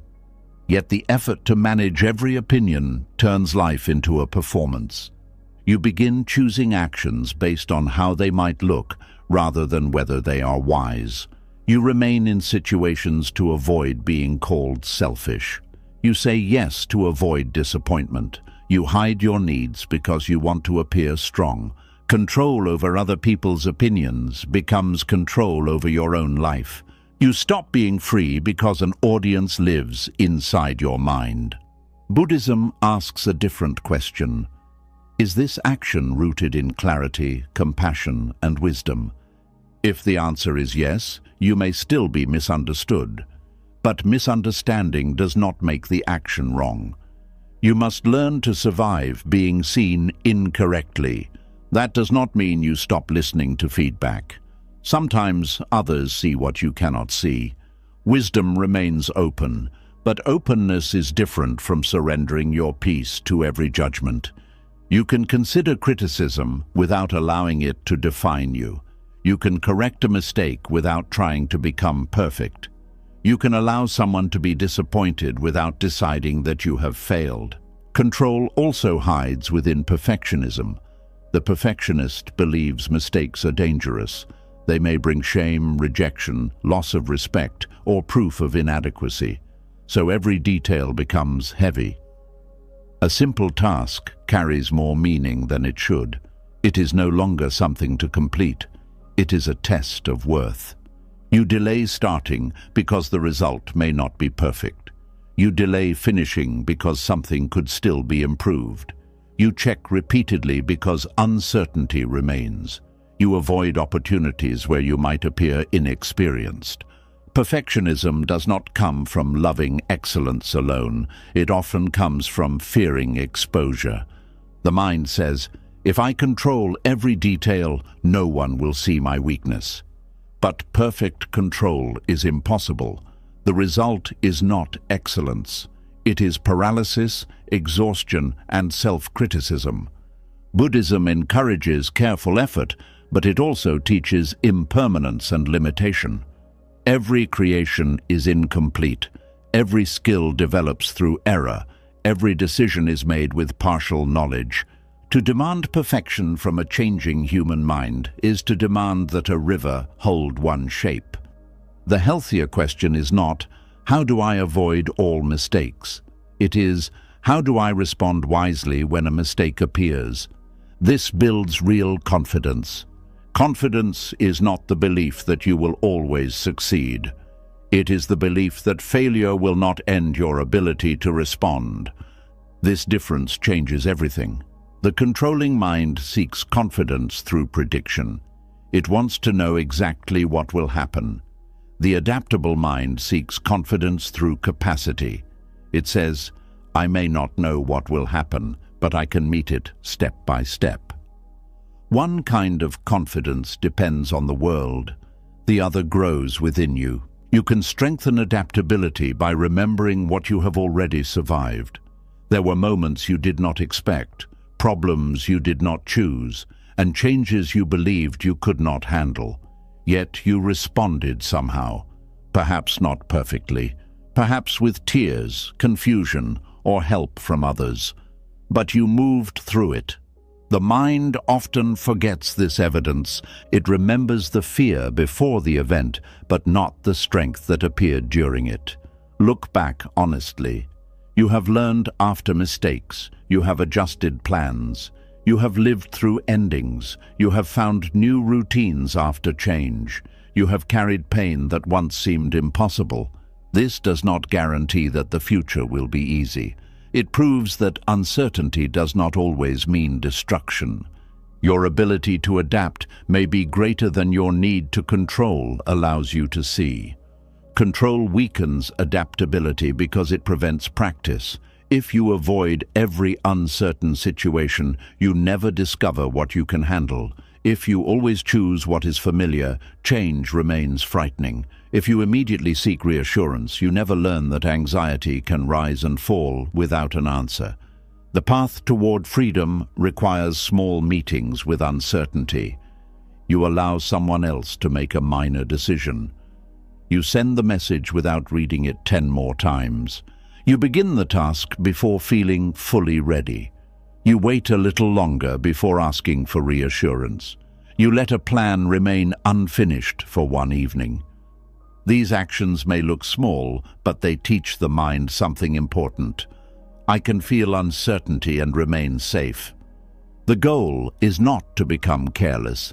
It is to stop treating discomfort as danger. Control often becomes stronger when the mind cannot separate possibility from probability. If something can happen, the fearful mind behaves as though it is likely to happen. A minor symptom becomes a serious illness. A delayed reply becomes rejection. One mistake becomes total failure. The imagination creates the event, and the body reacts as though it has already occurred. Buddhist attention brings you back to direct experience. What do you actually know now? Not what could be true. Not what fear predicts. What is present. Perhaps you know that the reply has not arrived. You do not yet know why. You know that the body feels unusual. You do not yet know the cause. You know that a plan is uncertain. You do not know that it will fail. This discipline protects you from building emotional certainty on incomplete facts. It does not deny risk. It keeps risk in its true size. You can respond when evidence appears. Until then, you do not need to suffer every possible future. The need for control may also create rigid routines. Routine can be helpful. It reduces decision fatigue and supports stability. But when a routine becomes a condition for emotional safety, any interruption feels threatening. You may become angry when meals are late, travel plans change, visitors arrive unexpectedly, or a normal pattern is disturbed. The discomfort is not only about inconvenience. The routine has become a wall against uncertainty. Buddhism does not ask you to remove all structure. It asks you not to confuse structure with security. A routine should support life, not make life smaller. You can keep useful habits while practicing flexibility. Change the order occasionally. Allow extra time. Create space for interruption. Notice the urge to force everything back into place. These moments teach the mind that stability can exist within movement. The tree survives wind not because it refuses to move, but because it can bend. Control makes the mind rigid. Adaptability makes it strong. The fear of control also appears in emotions. You may try to control not only events, but how you feel about them. You want to stop sadness, remove fear, prevent anger, or force yourself to be calm. When the feeling remains, you become frustrated. Now, there are two problems: the emotion and your belief that the emotion should not be there. Emotional control can become another form of avoidance. You use advice, distraction, or spiritual ideas to escape what needs to be felt. You tell yourself to be positive when the heart needs honesty. You force forgiveness before anger has been understood. You demand peace before the nervous system feels safe. Buddhist practice does not mean commanding emotions into silence. It means creating enough awareness that emotions do not command you. You can allow fear to exist without allowing it to make every decision. You can feel anger without using it to harm. You can experience sadness without turning sadness into a permanent identity. This is emotional trust. You trust that feelings can move through you. You do not need to control every wave to remain standing in the water. The more you fight a feeling, the more attention it receives. The more attention it receives, the larger it seems. Gentle observation interrupts this struggle. You can say, fear is present, not I am unsafe, not something terrible will happen, simply fear is present. This language creates space between sensation and conclusion. Then you breathe and notice where the fear lives in the body, perhaps in the stomach, throat, chest, or hands. You remain with the physical experience instead of immediately following the story. Often the story demands control. The sensation asks only to be felt. As control weakens, you may encounter grief. You may grieve the fact that life cannot be made completely safe. You may grieve the childhood safety you never had, the relationship you could not save, or the future you cannot guarantee for those you love. This grief is important. Without it, the mind continues pretending that perfect management is possible. Grief allows you to admit, I cannot protect everyone from everything. This truth hurts because love wants to protect. A parent wants to prevent every wound. A partner wants to prevent loss. A person wants to protect their own body, home, work, and future. These desires are natural, but love becomes fear when it demands impossible power. You can reduce danger. You can offer support. You can teach, prepare, and care. You cannot remove the uncertainty from another person's life. When you accept this, your love becomes more present. You stop spending every moment fearing what may take the person away. You listen while they are here. You appreciate the ordinary day. You say what matters. Control is always looking ahead for loss. Presence recognizes what has not yet been lost. This is one of Buddhism's deepest invitations. Not to secure the moment forever, but to meet it fully while it is here. The cup may break one day. That is why you hold it carefully now. The relationship may change. That is why you love honestly now. The body will age. That is why you care for it now. Impermanence does not make life meaningless. It makes attention necessary. The controlling mind believes that uncertainty reduces value. It says, I cannot relax because this may not last. Wisdom says, because this will not last, I will not waste it by demanding guarantees. Letting go of control does not happen in one dramatic moment. It happens through repeated recognition. You notice where fear is pretending to be responsibility. You notice where care has become interference. You notice where planning has become worry and where high standards have become shame. Then you return to what is actually yours. Your action is yours. The outcome is not fully yours. Your words are yours. Another person's reaction is not. Your preparation is yours. The future is not. Your boundaries are yours. Someone else's choices are not. Your effort is yours. Complete certainty is not. This distinction does not make you powerless. It gathers your power from places where it has been wasted. You stop trying to control the weather and begin choosing how to travel through it. You stop trying to control every opinion and begin living according to values. You stop trying to guarantee that nothing will change and begin building the ability to change with it. You may still feel fear. Freedom does not require the total absence of fear. It requires a different relationship with fear.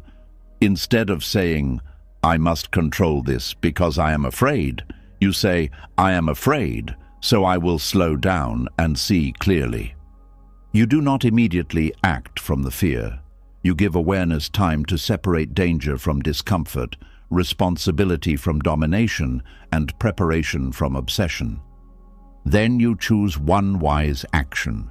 Perhaps you ask a direct question instead of studying someone's behavior. Perhaps you allow another person to decide. Perhaps you finish the work even though it is not perfect. Perhaps you accept that no more information is available today. After the action, you stop. That stopping is part of the practice. You allow the outcome to develop without following it every second. You let reality do what reality does. You remain available to respond, but you do not stand over the future like a guard who never sleeps. Slowly, the mind learns that uncertainty can exist without emergency. It learns that change is not always loss. Sometimes change brings a possibility the original plan could not contain. A closed path may reveal another direction. A mistake may expose a false belief. A person's independence may create a healthier relationship. A delay may prevent a rushed choice. You do not need to call every change good. You only need to stop deciding in advance that change is your enemy. Uncertainty contains danger, but it also contains surprise, growth, meeting, repair, and opportunity. A completely controlled life would contain no discovery. It would only repeat what the mind already knows. You may say that you want peace, but if peace requires certainty, you will spend your life waiting. There will always be another risk, another question, another person you cannot control. Real peace cannot be built from the promise that nothing unexpected will happen. It must be built from trust. Not blind trust that everything will work out exactly as you want. Buddhism does not offer that promise. It offers a quieter trust. Whatever arises will be met in the moment it arises. You will use the wisdom, support, and strength available then. You may struggle, but struggle does not mean failure. You may need help, but help does not mean weakness. This trust allows you to breathe before the future has explained itself. You do not know every turn in the road, but you know how to take the next step. And when the need for control finally loosens, the mind begins to see another way fear has kept it imprisoned. It has not only tried to manage the future, it has also returned again and again to the past, rehearsing a better version of what should have happened, hoping that repeated thought might somehow change what time has already carried away. And when the mind becomes tired of trying to control what has not yet happened, it often turns toward what has already happened. It leaves the uncertain future and walks backward into memory, hoping to find the moment where everything could have been saved. There is a special kind of suffering that begins after an event has ended. The conversation is over, the relationship has changed, the opportunity has passed, the decision has been made. Yet inside the mind, the moment continues. You return to it again and again, changing the words, correcting the timing, and creating a better ending. You tell yourself that you are trying to understand the past, but often you are trying to make it obey you after it has already disappeared. You remember what someone said, then create the answer you wish you had given. You see yourself standing in the same room, but this time you are calmer, sharper, and more prepared. You do not remain silent. You recognize the lie. You leave sooner. You ask the right question. You protect yourself. In this new version, the other person finally understands what they did, and you walk away with your dignity untouched. For a moment, this imagined correction may feel satisfying. The mind experiences the strength it could not access at the time, but the relief does not last because the real event remains unchanged. Soon the mind begins the rehearsal again. This is how memory becomes a private theater where the same painful scene is performed with different endings. The mind believes that one of those endings will finally bring peace. It searches for the version that removes regret, shame, humiliation, or loss. But no mental performance can enter the past and change what took place. The more detailed the rehearsal becomes, the more clearly you see the distance between what happened and what you wish had happened. Instead of closing the wound, the mind keeps reopening it. Buddhism teaches that the past no longer exists as a living moment. What remains is memory, and memory is not the event itself. It is an experience occurring now. The body reacts now. The thoughts arise now. The sadness, anger, and regret are felt now. This matters because many people believe they are trapped by the past when they are actually trapped by the present habit of returning to it. The event may have lasted a few minutes, hours, or months. The mental resistance can last for decades. You may say, "I cannot move on because of what happened." Sometimes the wound truly requires time, care, support, and honest grieving. But there is also a point where the mind stops processing the past and begins preserving it.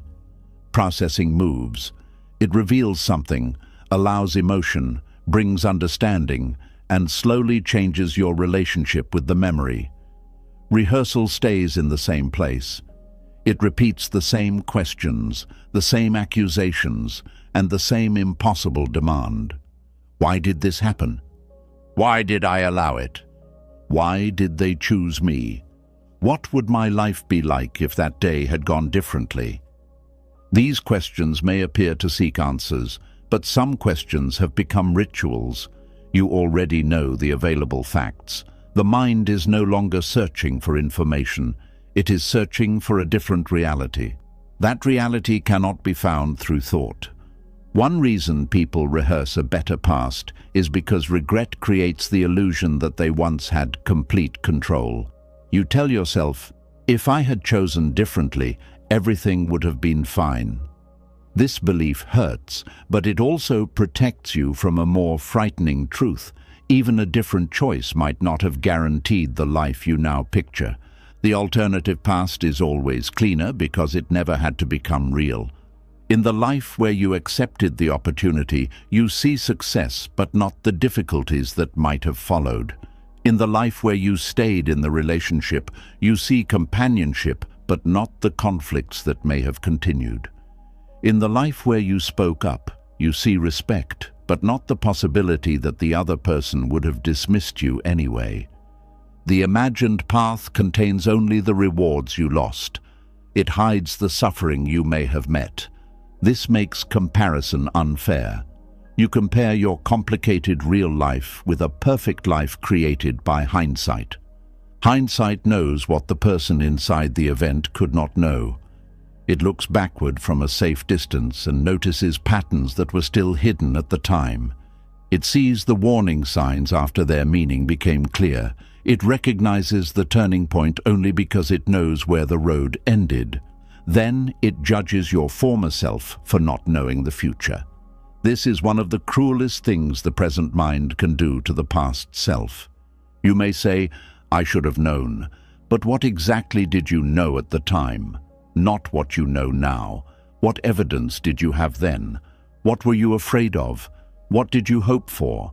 What pressures were around you? What emotional strength did you possess? Perhaps you saw signs but did not understand them. Perhaps you understood them but were not ready to act. Perhaps you were lonely, dependent, inexperienced, confused or afraid.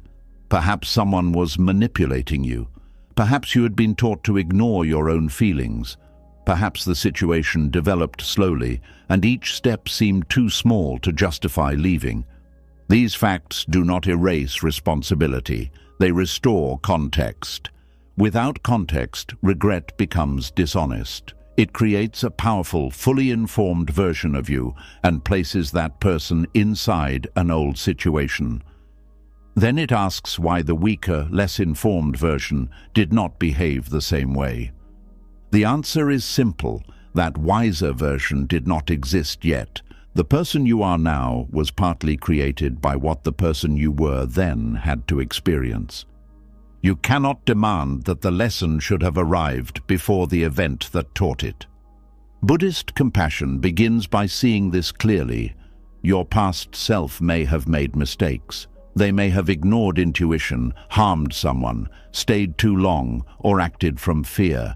Compassion does not call unwise behavior wise. It refuses to turn the person who made the mistake into an enemy. You cannot heal the past by repeatedly attacking the person you were. That person needs understanding, not endless punishment. Many people believe self-punishment proves that they have changed. They think that if they stop feeling guilty, they will become careless again. Regret becomes a guard placed at the door of character. The mind says, I must keep suffering, or I may repeat the mistake. But suffering and learning are not the same thing. You can remember the lesson without living inside the wound. You can create a boundary without renewing the anger every morning. You can act differently without repeatedly calling yourself foolish. Wisdom remembers what matters and releases what no longer serves. Self-punishment does not make the lesson clearer. It often makes the mind so ashamed that honest reflection becomes impossible. When shame is too strong, you either collapse under it or defend yourself against it. You begin making excuses because the truth feels unbearable. Compassion allows more honesty than cruelty. You can say, I hurt someone, without saying, I am beyond goodness. You can say, I betrayed my values, without deciding that your values are false. You can say, I should have acted differently, while recognizing that the only place where different action is now possible is the present. The past cannot receive your improved behavior. The people in your life today can. Sometimes repair is still possible. You may apologize, return what was taken, correct a lie, or accept responsibility. A sincere act of repair can matter greatly, but even repair has limits. An apology cannot force forgiveness. A confession cannot restore every loss. A changed person cannot demand that others erase the consequences of who they once were. The ego may use apology as another attempt to rewrite history. It says, if they forgive me, then perhaps the event will no longer mean what it means. But the purpose of an apology is not to control the past or the other person. It is to tell the truth and accept responsibility. You offer repair because it is right, not because it guarantees relief. If forgiveness comes, receive it with gratitude. If it does not, continue living in a way that proves the lesson was real. Your transformation cannot depend entirely on another person's response. There are also events in which you were the one harmed. In such memories, the better past is not about correcting your own behavior alone. It is about correcting someone else's. You replay the moment and make them tell the truth. You make them choose loyalty. You make them recognize your value. You create the apology they never offered. You hear them admit that they were wrong and that losing you was their greatest mistake. This mental scene gives you what reality withheld. There is nothing strange about wanting acknowledgement. Harm becomes harder to carry when the person responsible denies it. You may begin doubting your own experience. A sincere apology could bring clarity and human recognition. But when healing depends on receiving it, the person who hurt you remains in control. They may never understand. They may understand and refuse to admit it.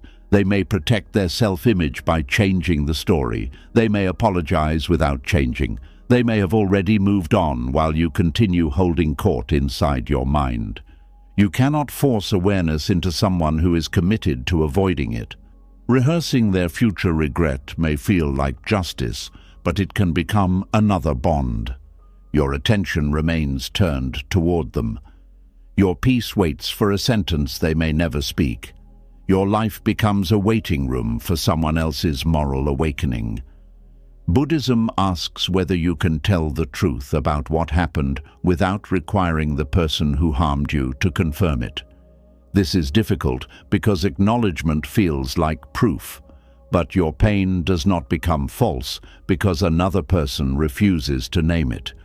Your experience does not disappear because they remember differently. You can seek wise support, examine the facts, and trust what has become clear. Release does not mean declaring them innocent. It means refusing to make their confession the key to your future.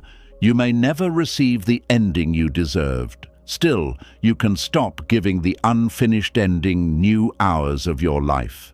The mind also rehearses better versions of loss. It returns to the final conversation with someone who died or disappeared from your life. You add the words you did not say. You answer the call. You visit one more time. You notice the seriousness of the moment. You ask, "Why did I not know it was the last time?" Because most final moments do not announce themselves. They often look ordinary. A person walks out of a room, a call ends, a visit is delayed.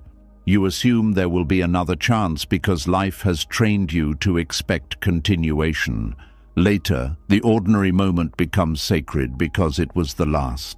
The mind then demands that you should have treated it with knowledge you did not possess. This creates painful guilt. You judge yourself for not giving a final goodbye to a moment that did not identify itself as final. The truth is that human beings cannot live every ordinary exchange as though death is about to enter the room. Such awareness can help us become more loving, but no one maintains it perfectly. People become busy, tired, distracted, or irritated. They postpone conversations because they believe time remains. The loss teaches the value of presence, but it does not prove that your love was false. One unfinished conversation cannot contain the whole relationship. Look beyond the final day. Remember the years, gestures, sacrifices, laughter, frustrations, forgiveness, and ordinary care. The mind often places the entire weight of love onto one last moment because that moment cannot be changed. But love was larger than the final sentence. If regret reveals something important, let it shape how you treat the living. Say what matters now, make the visit, return the call, offer the affection you once delayed. This is how the past can become wisdom without remaining a prison. Memory then serves life instead of replacing it. Another form of rehearsal appears after public embarrassment or rejection. You remember the room, the faces, the silence, and the moment you felt exposed. You create stronger responses. You make yourself untouchable. You prove everyone wrong. The original event may have ended years ago, but the body still tightens when you remember it. Embarrassment is painful because it threatens your place among others. Human beings are social. Rejection can feel like danger, even when no physical danger exists. The mind records moments of humiliation carefully because it wants to prevent them from happening again. It says, "Never forget this, stay alert." But the memory may become too powerful. You enter new rooms already protecting yourself from an old room. You avoid speaking because you once said the wrong thing.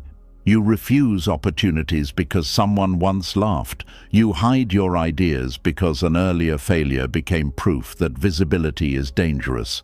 The past begins giving instructions to situations it has never seen. This is how one event becomes a pattern.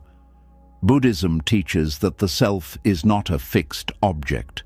You are not permanently the person who froze, failed, or was rejected.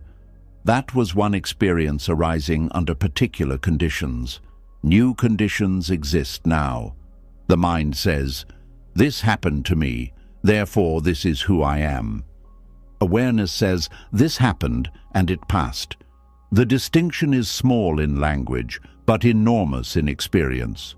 When you build identity from memory, every new moment must pass through the old story. If your story is, "I am weak," you notice every moment of fear and ignore every act of courage. If your story is, "People always leave," you become highly sensitive to distance and overlook signs of care. Memory becomes selective evidence for the identity it created. You may not be remembering the past. You may be using the past to explain the present before the present has had a chance to reveal itself. This does not mean painful patterns are unreal. Some people repeatedly experience similar harm because familiar wounds influence their choices. Recognizing a pattern is useful, but a pattern is not a destiny. The purpose of recognition is to create new action, not to prove that change is impossible. You can ask, what did this experience train me to expect? How does that expectation shape what I do now? Perhaps betrayal trained you to test people instead of trusting slowly. Perhaps criticism trained you to hide. Perhaps abandonment trained you to hold too tightly. Perhaps family conflict trained you to take responsibility for everyone's emotions. These responses may have protected you once. Now they may be creating the conditions you fear. The past is not only remembered in thoughts, it is also expressed through habits. This is why healing requires more than understanding the event. You must notice how the event continues through your behavior. Do you apologize when you have done nothing wrong because conflict once felt dangerous? Do you remain silent because your voice was ignored? Do you reject people before they can reject you? Do you overwork because praise once felt like your only source of safety? These are living echoes. A better past cannot remove them. Present awareness can. Each time you respond differently, you teach the mind that the old event is not happening now. You express a need instead of hiding it. You pause instead of attacking. You leave when a boundary is repeatedly crossed. You allow someone trustworthy to become close without demanding guarantees. New action does not erase memory. It changes memory's authority. The past remains part of your story, but it is no longer the only voice directing the next scene. The mind often believes that complete understanding is required before release. It keeps analyzing because some detail still feels unclear. Why did they do it? Did they ever love me? Was the whole relationship a lie? What would have happened if I stayed?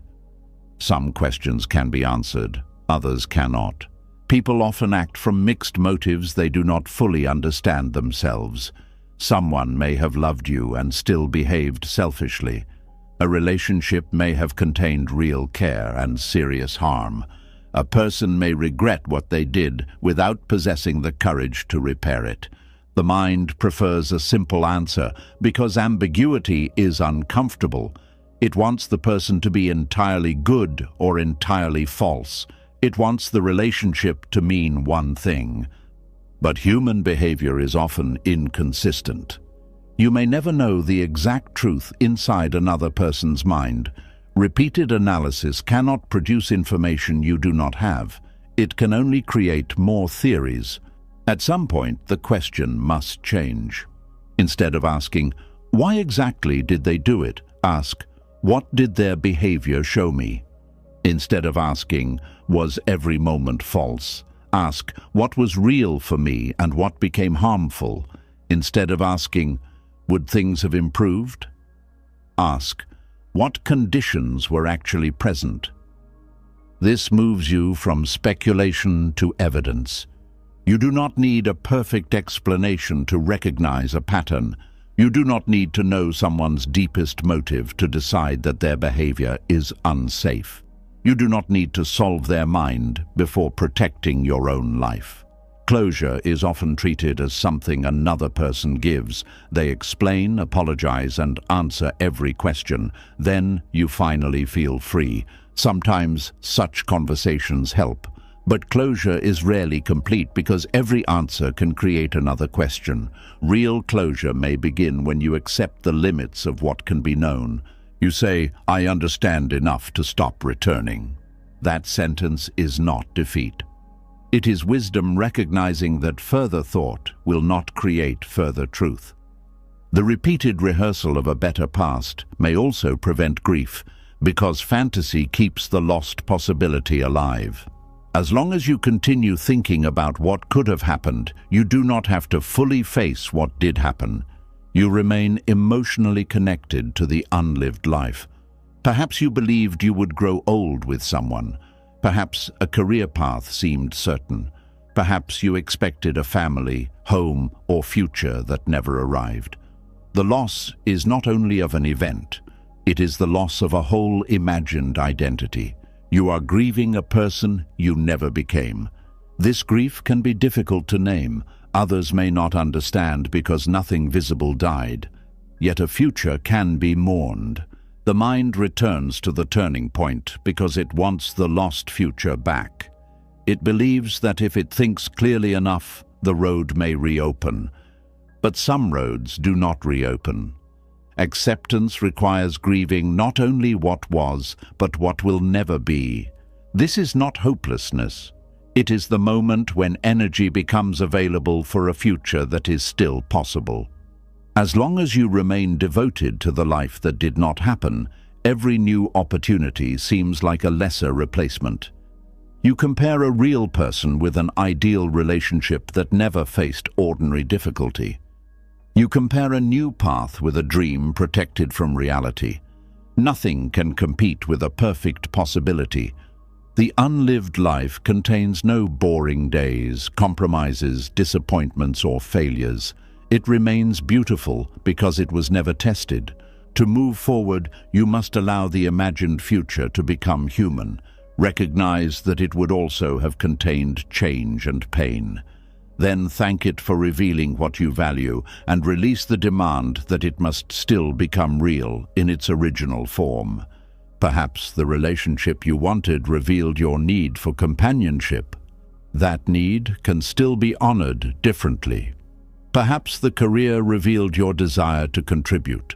Contribution may take another shape. The form may be gone, while the deeper value remains available. This is how wisdom finds movement, where regret sees only closure.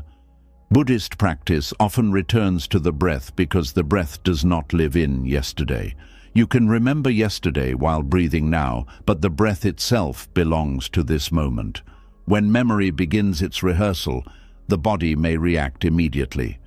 Before trying to solve the thought, notice the physical experience. Feel the feet, hands, and movement of breathing. Look around the actual room. This is not an attempt to suppress memory. It is a reminder that the remembered event is not physically happening again.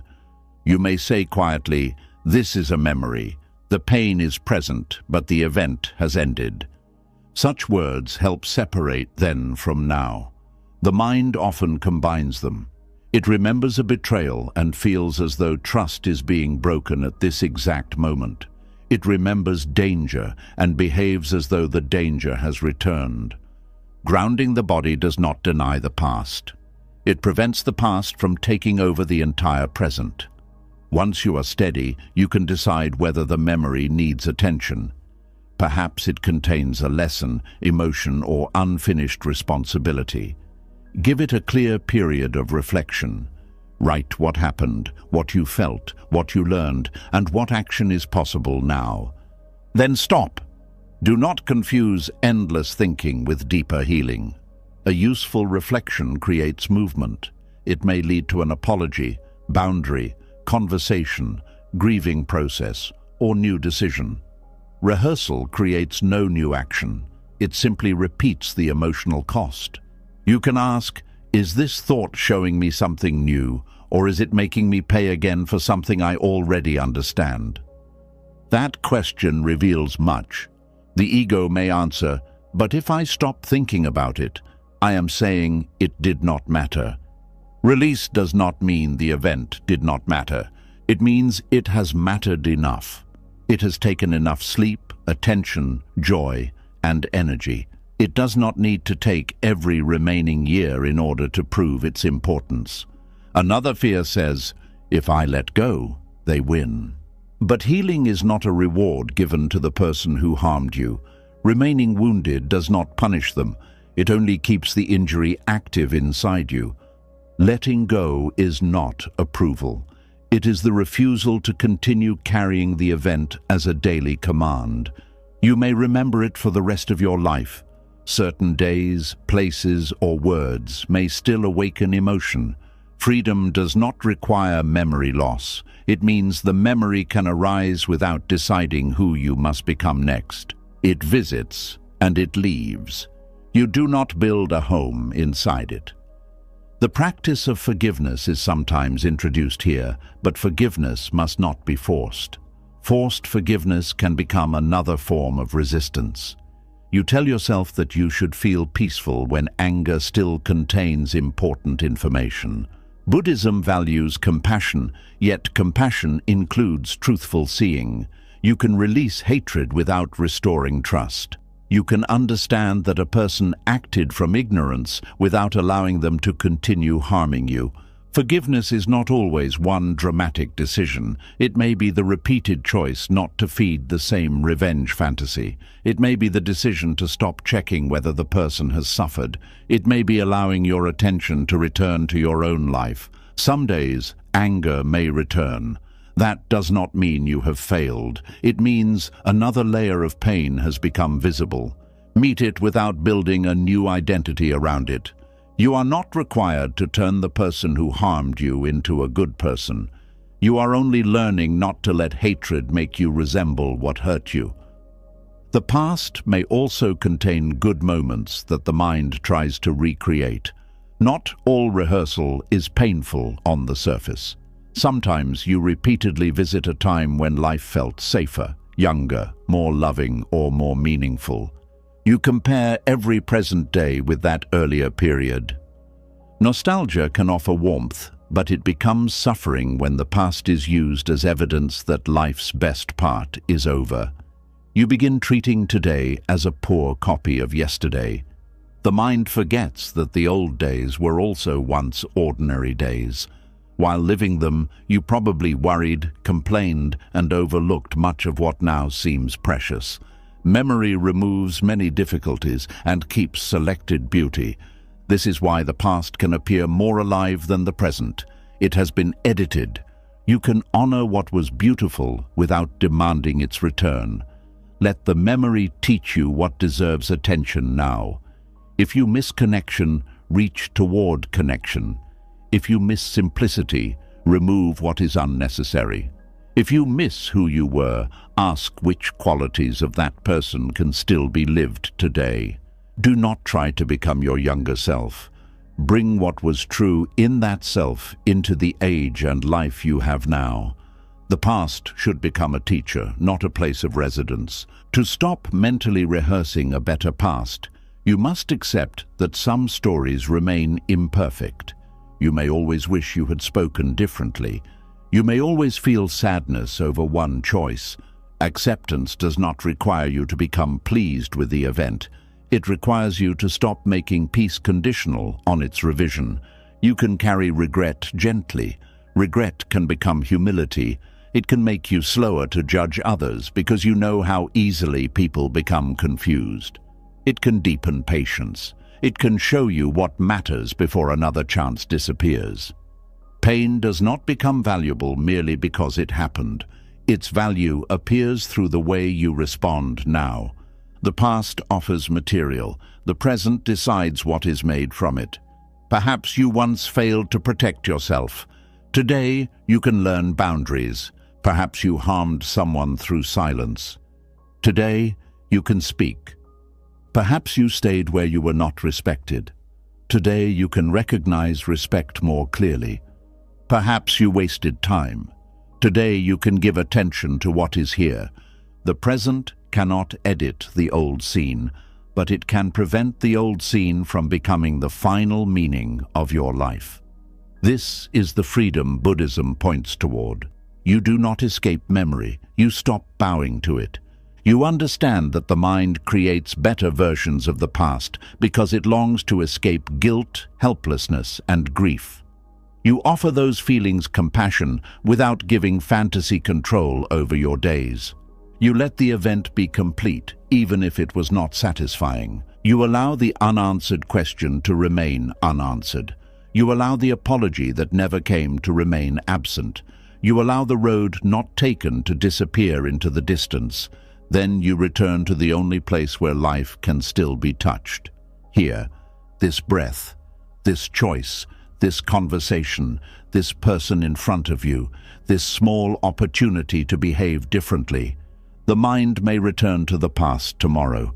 When it does, you do not need to become angry with it. You can say, I know this story. It has already taught me what it can. Then ask, what does this moment need? Perhaps it needs courage, perhaps rest, perhaps honesty, grief, action, or silence. Whatever it needs, it can only receive it now. And when the past finally loses some of its power to command the present, the mind begins to notice another way it creates suffering. It may no longer insist that yesterday should have been different, yet it still turns today's simple preferences into rigid demands, believing that life must provide what it wants before peace is allowed to begin. And once the mind stops trying to repair yesterday, it begins to reveal another quieter form of resistance. It starts placing conditions on today. What begins as a simple wish slowly becomes a rule, and the moment life breaks that rule, peace disappears. A preference sounds harmless. I would like this person to understand me. I hope this plan works. I want my body to feel better. I would prefer a peaceful day. There is nothing wrong with these wishes. Human life naturally contains preferences. You choose one meal over another, one path over another, one kind of company over another. You move toward comfort and away from pain. This is part of being alive. The burden begins when the mind quietly changes the language. I would like this becomes, I must have this. I hope they stay becomes, they cannot leave. I want success becomes, I cannot be happy without it. I prefer respect becomes, no one is allowed to misunderstand me. The outer wish may remain the same, but its emotional weight changes completely.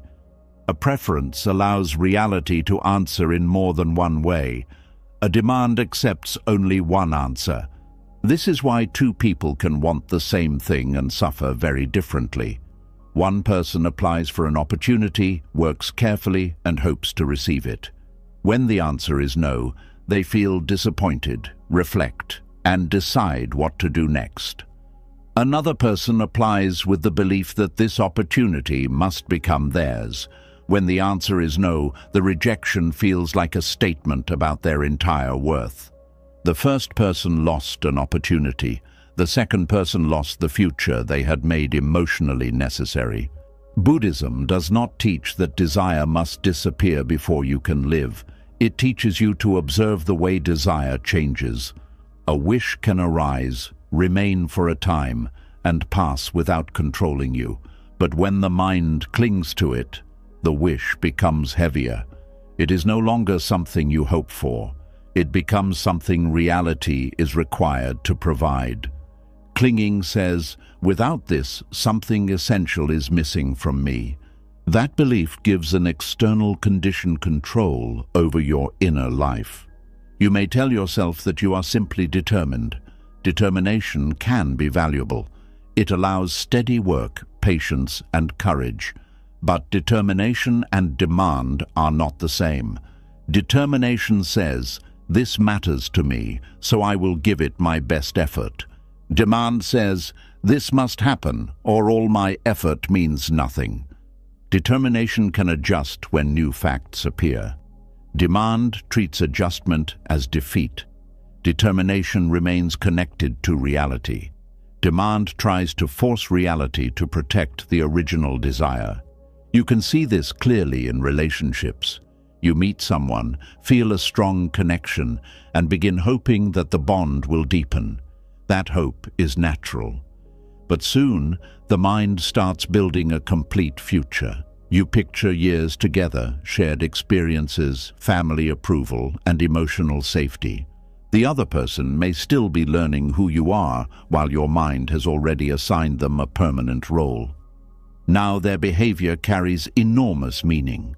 A delayed reply is no longer a delayed reply. It threatens the future you created.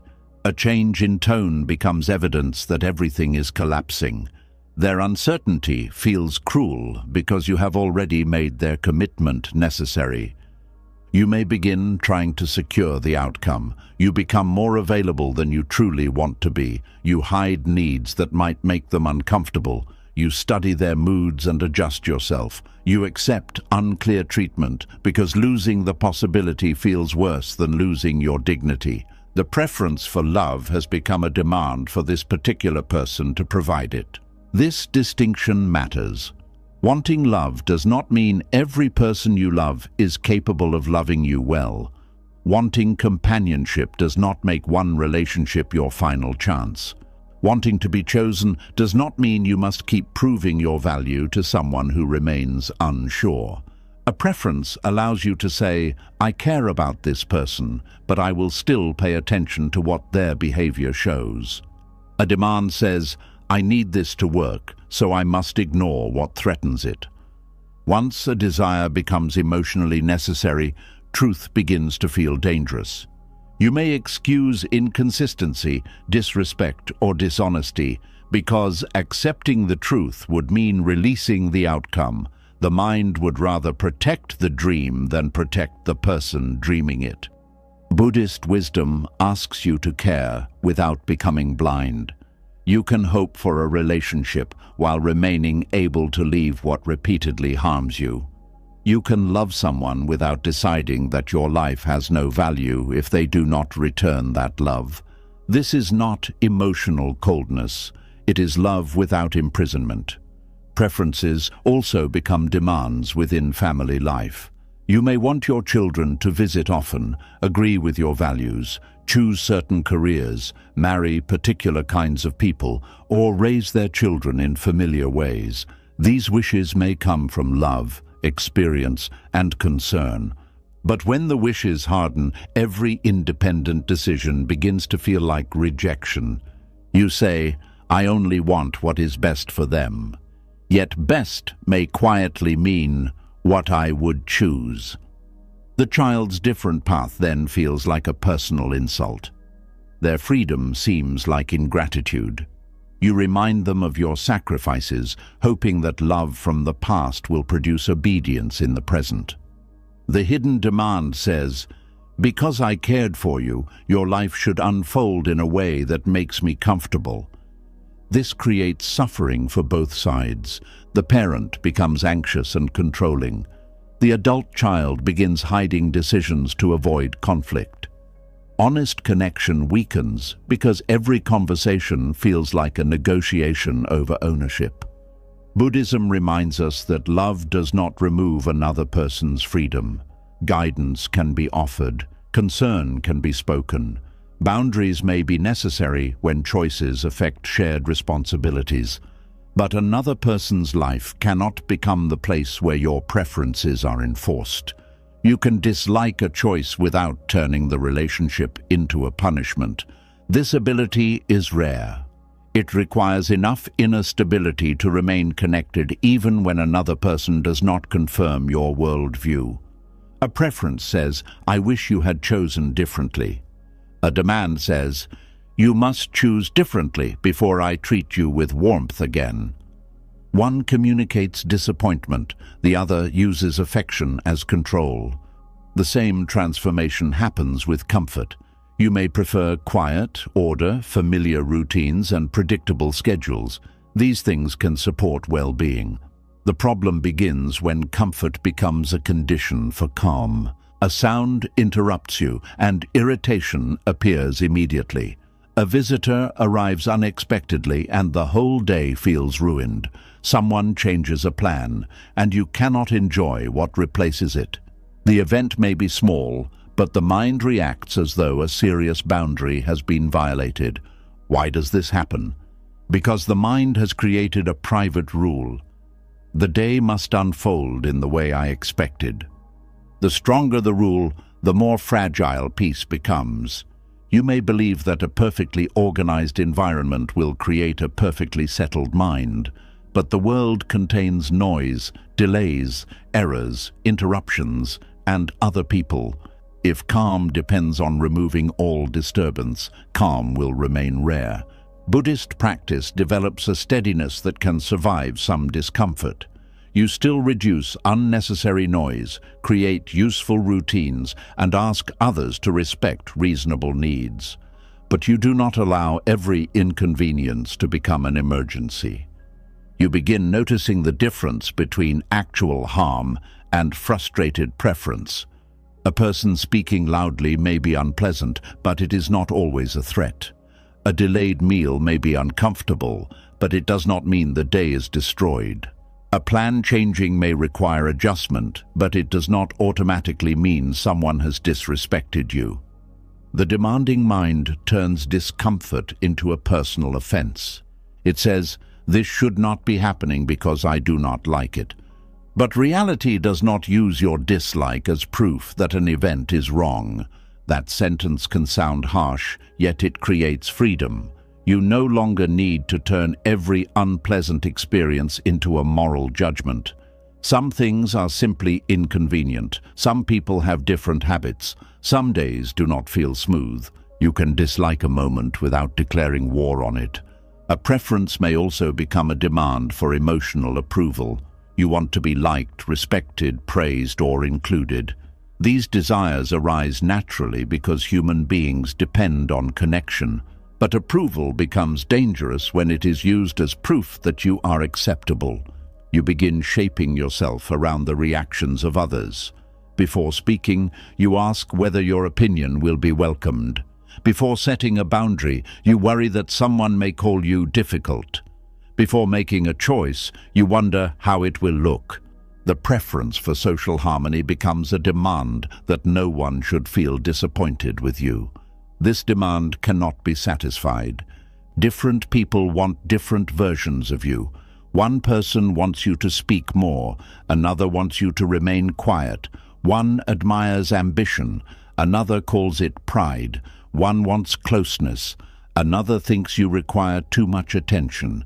If your peace depends on universal approval, you will have to become many people at once.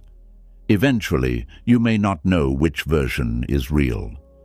Buddhist teaching asks you to examine intention rather than chase every reaction. Was your action honest? Was it necessary? Was it guided by care rather than cruelty? Were you willing to listen and correct yourself? If so, another person may still dislike it. Disapproval is not always evidence that you acted wrongly. Sometimes it is the price of no longer living through fear. This does not mean becoming careless about how you affect others. Wisdom receives feedback. It apologizes when harm has been caused. It learns from perspectives that reveal something important. But there is a difference between learning from feedback and surrendering your identity to it. A demand for approval makes every criticism unbearable. You either collapse under it or attack the person who offered it. A flexible mind can ask, "Is there something true here?" without believing that one judgment defines the whole self. The desire to succeed often becomes one of the heaviest demands. You begin with a meaningful goal.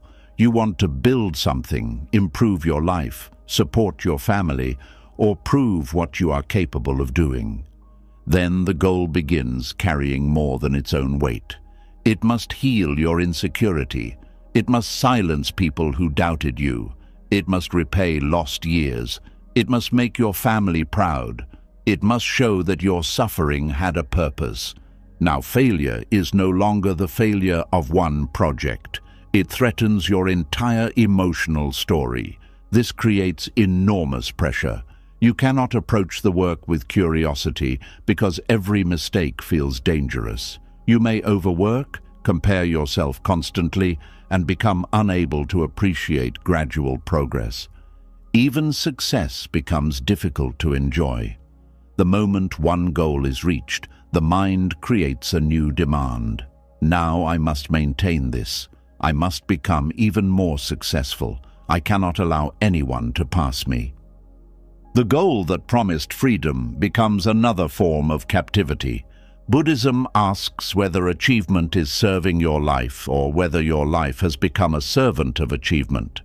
You can work with great effort while remembering that no result can completely define you. You can prefer success while making room for uncertainty. You can celebrate progress without turning it into proof of superiority. When success is a preference, you work because the work matters. When success is a demand, you work because you are afraid of who you will be without it. This fear may hide beneath ambition for years. You believe you are chasing a better future, but part of you may be running away from shame. Ask yourself what failure would mean. Would it mean that a method did not work, or that you are worthless? Would it mean that conditions were difficult, or that your life has been wasted? Would it mean that you need a new direction, or that you must never try again? The answer reveals whether the goal has become a demand.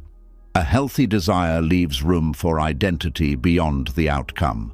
A rigid demand places the whole self inside one result. The mind also demands that the body behave according to preference. You want energy when work must be done, sleep when night arrives, strength when others need you, and freedom from pain when plans have been made. These desires are understandable, yet the body does not always follow the schedule of the mind. Fatigue arrives, illness interrupts, pain changes what is possible. The body may need rest when the mind wants productivity. A preference says, "I wish I felt stronger today." A demand says, "My body has no right to slow me down." The demand adds anger to discomfort. You may treat the body as an employee that has failed to complete its duties. You insult it, force it, compare it, or feel ashamed of it. Instead of listening to information, you experience every limit as betrayal. Buddhism encourages care without ownership. The body is yours in the practical sense that you are responsible for it, but it does not belong to your will in a complete sense. You cannot command every cell, every change, or every response. The body is a living process, not a machine that owes you perfect service. Listening does not mean giving up. You can seek treatment, movement, rest, and support. You can make disciplined choices, but wise discipline works with the body's reality. Demanding that the body ignore its limits may create more suffering than the original limit. This same pattern appears with healing. You begin therapy, meditation, medical treatment, or a personal growth practice. You hope to feel better, then the wish becomes a deadline. I should have healed by now. I must stop feeling anxious.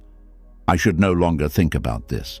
After all this work, pain should be gone. Healing becomes another performance you believe you are failing.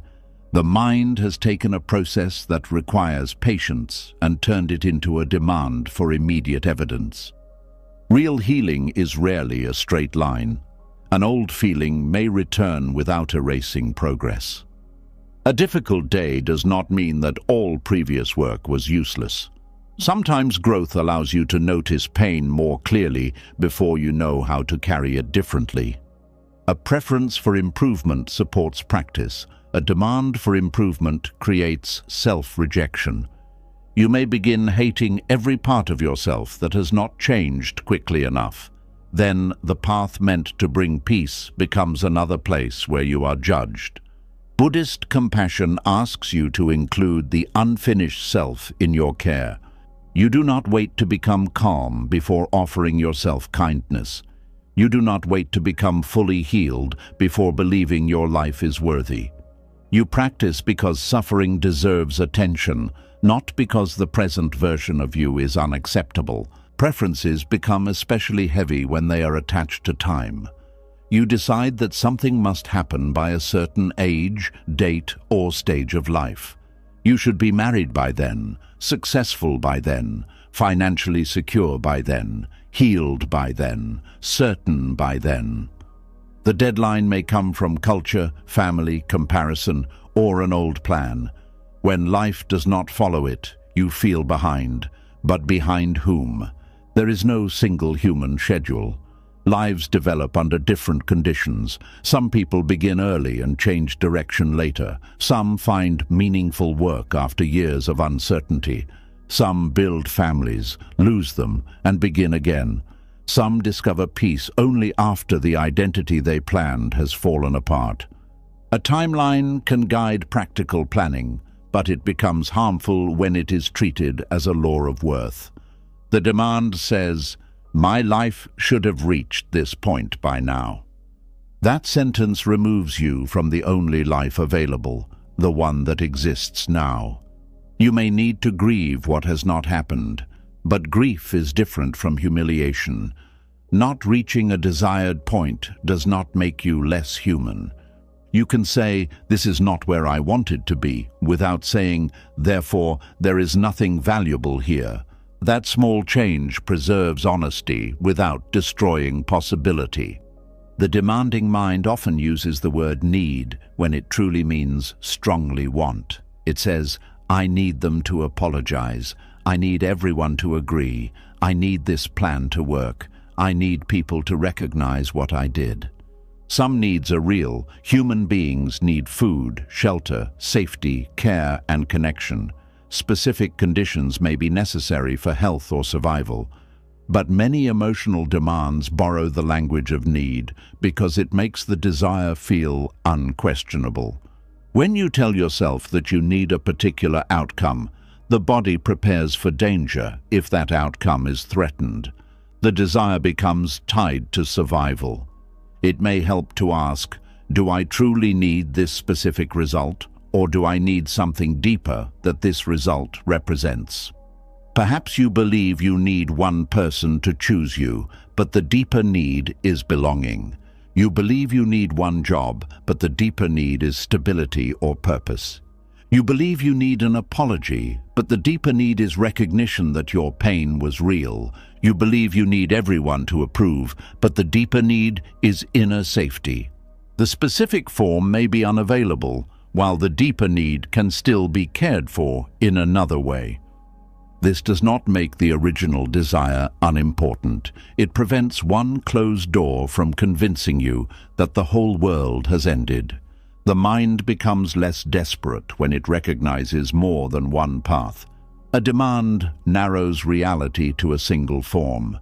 It must come from this person, through this opportunity, at this time, in this way. Wisdom looks for the value beneath the form. This flexibility does not guarantee that every need will be fully met. It does, however, stop you from remaining trapped beside one source that repeatedly refuses or harms you. You can seek connection beyond someone who withholds affection. You can build purpose beyond a career that ended. You can recognize your own experience even when another person refuses to apologize. The mind also creates demands around fairness in daily exchanges. Because I treated them well, they should treat me well. Because I listened, they should listen. Because I arrived on time, they should do the same. These expectations support healthy relationships when they are communicated clearly. But emotional suffering grows when you assume others automatically share your rules. You may give according to your values and expect repayment according to the same values. When it does not come, you feel used. Sometimes you truly are being used. The answer may be a boundary, not endless acceptance. But before resentment grows, clarity is needed. Did the other person agree to the expectation? Have you spoken about what matters to you? Are you continuing to offer more than you can give freely? Unspoken demands often create spoken anger. You say yes while wanting to say no. You help while hoping they will notice your sacrifice. You remain available while expecting them to become equally available. Then one day, all the hidden expectations arrive at once. The person is confused because they did not know a contract existed. Buddhist awareness encourages honest giving. Give what you can give without using it as a secret method of control. When mutual effort matters, speak clearly. When a relationship remains one-sided, change your participation. Do not keep overgiving and call the resentment proof of your kindness. A wise preference may include a boundary. I would like this relationship to continue, but not under these conditions. The demand says, this relationship must continue, so I will keep abandoning myself. Preferences become burdens when the ego attaches identity to them. You do not merely want to be seen as intelligent, helpful, strong, spiritual, successful, or good. You need to maintain that image. Then ordinary human moments become threatening. If you do not know an answer, the identity of being intelligent feels endangered. If you need help, the identity of being strong is shaken. If anger arises, the identity of being spiritual feels false. You may begin hiding parts of yourself to protect the image. The mind demands consistency, not with truth, but with reputation. Buddhism teaches that the self is not a fixed label. You contain changing states, abilities, weaknesses, and conditions. You can be wise in one moment and confused in another. You can be generous and still need rest. You can be strong and still feel afraid. The demand to maintain one perfect identity creates hypocrisy. You hide mistakes rather than learning from them. You deny needs rather than meeting them. You perform calmness while resentment grows underneath. Freedom begins when you prefer to act wisely, but do not demand proof that you are always wise. You can admit, I was wrong. You can say, I do not know. You can ask for help. These statements do not destroy worth. They release you from guarding an image every hour. One of the simplest ways to notice hidden demands is to listen to the emotional reaction when a preference is denied. Disappointment is natural, but when disappointment becomes rage, humiliation, panic, or total hopelessness, a deeper rule may be present. Ask, what am I telling myself this outcome means? Perhaps a cancelled plan means, I am not important. A criticism means, I am a failure. A rejection means, I will always be alone. A delay means, my future is ruined. The event is carrying a meaning much larger than itself. Once you see the meaning, you can question it. A person cancelling may reveal unreliability, or it may reflect circumstances you do not know. Either way, it does not measure your complete worth. A rejection may close one possibility without predicting every future relationship. A delay may be painful without becoming permanent. The demanding mind turns one event into a final sentence. Awareness returns it to its proper size. This does not require forced positivity. You do not need to say everything will work out. You only need to stop claiming knowledge you do not have. This hurts is true. My whole life is ruined is a conclusion. I wanted this deeply is true. I cannot live meaningfully without it may be fear speaking. Buddhist practice creates space between the feeling and the rule. You feel the disappointment fully. You notice its movement through the body. You allow tears, silence, or grief, but you do not immediately build a permanent identity around the moment. The feeling can be large without becoming the whole world. Another practice is to change the language of demand back into the language of preference. I need them to understand me becomes I would deeply value their understanding, but I can still choose wisely without it. This must succeed becomes I will work toward success while remembering that the result depends on many conditions.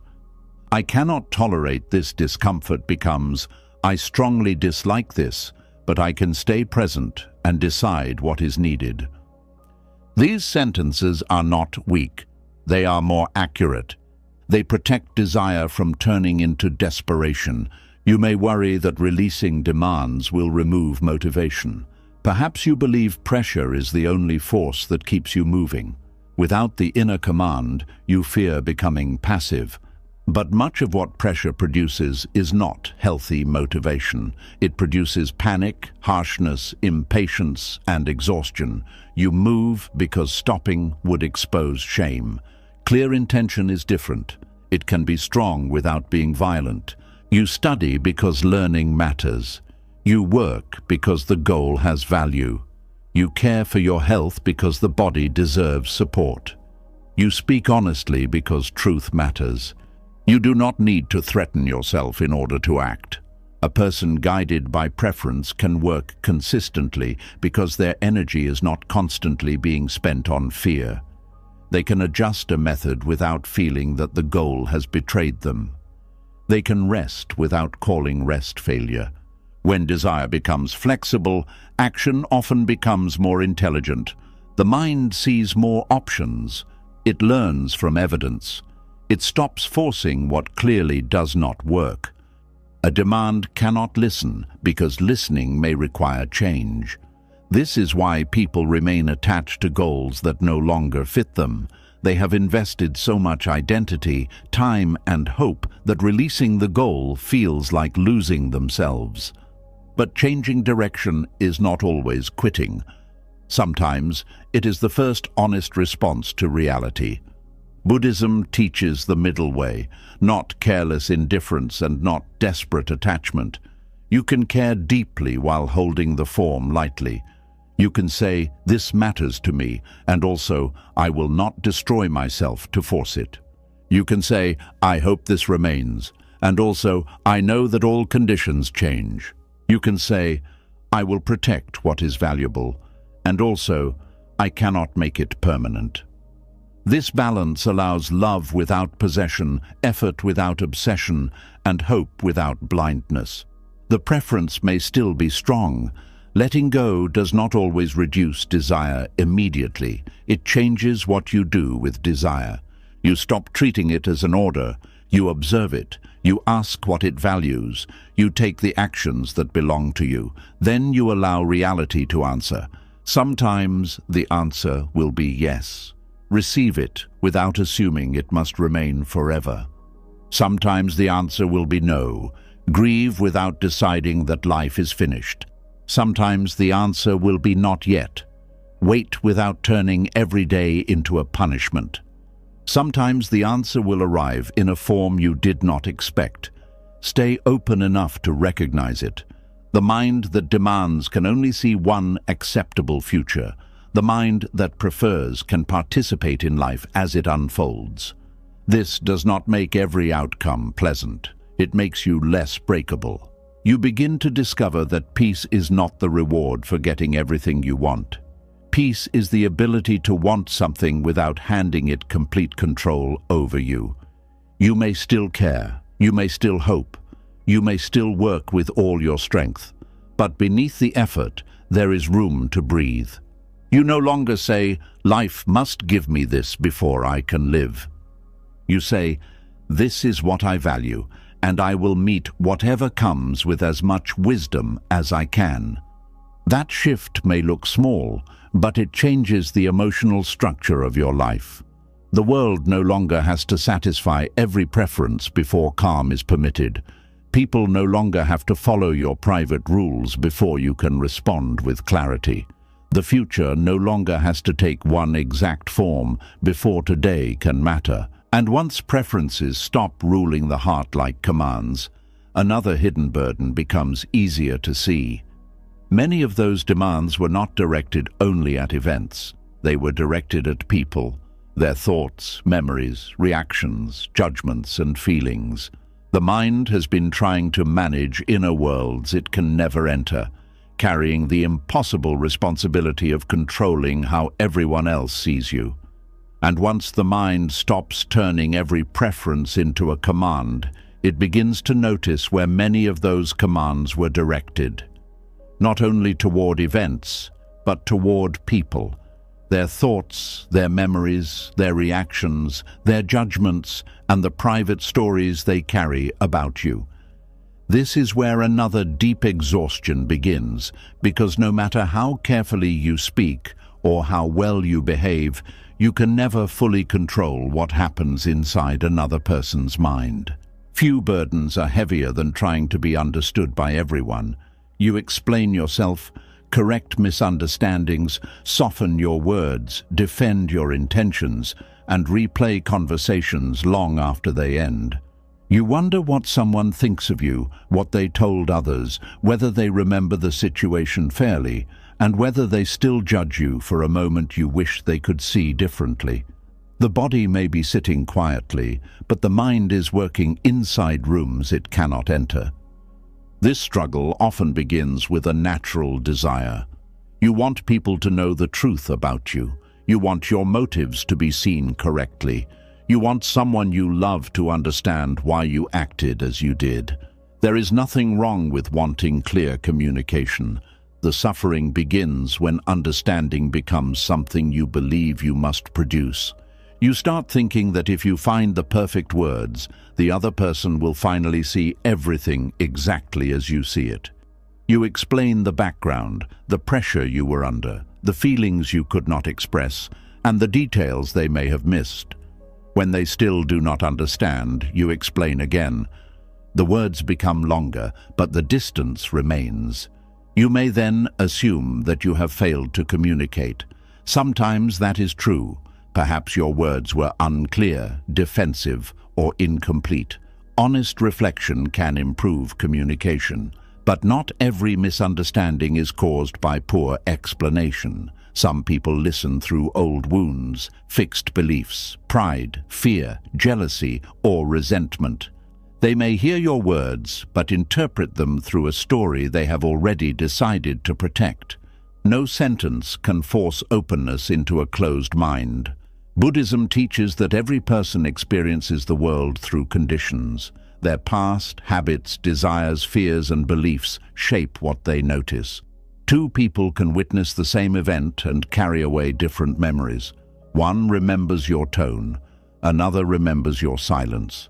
One sees self-protection, another sees rejection. Each mind selects, interprets, and stores experience according to its own patterns. This means another person's view of you is never made from your behavior alone. It is formed from your behavior meeting their inner world. You may speak calmly, but someone who expects criticism may hear judgment. You may set a boundary, but someone who benefits from your lack of boundaries may call it cruelty. You may become quiet to avoid saying something harmful, while another person interprets the silence as punishment. Your intention matters, but it is not the only condition shaping their experience. Understanding this does not free you from responsibility. If your behavior repeatedly hurts others, you should not dismiss their reactions by saying they misunderstood you.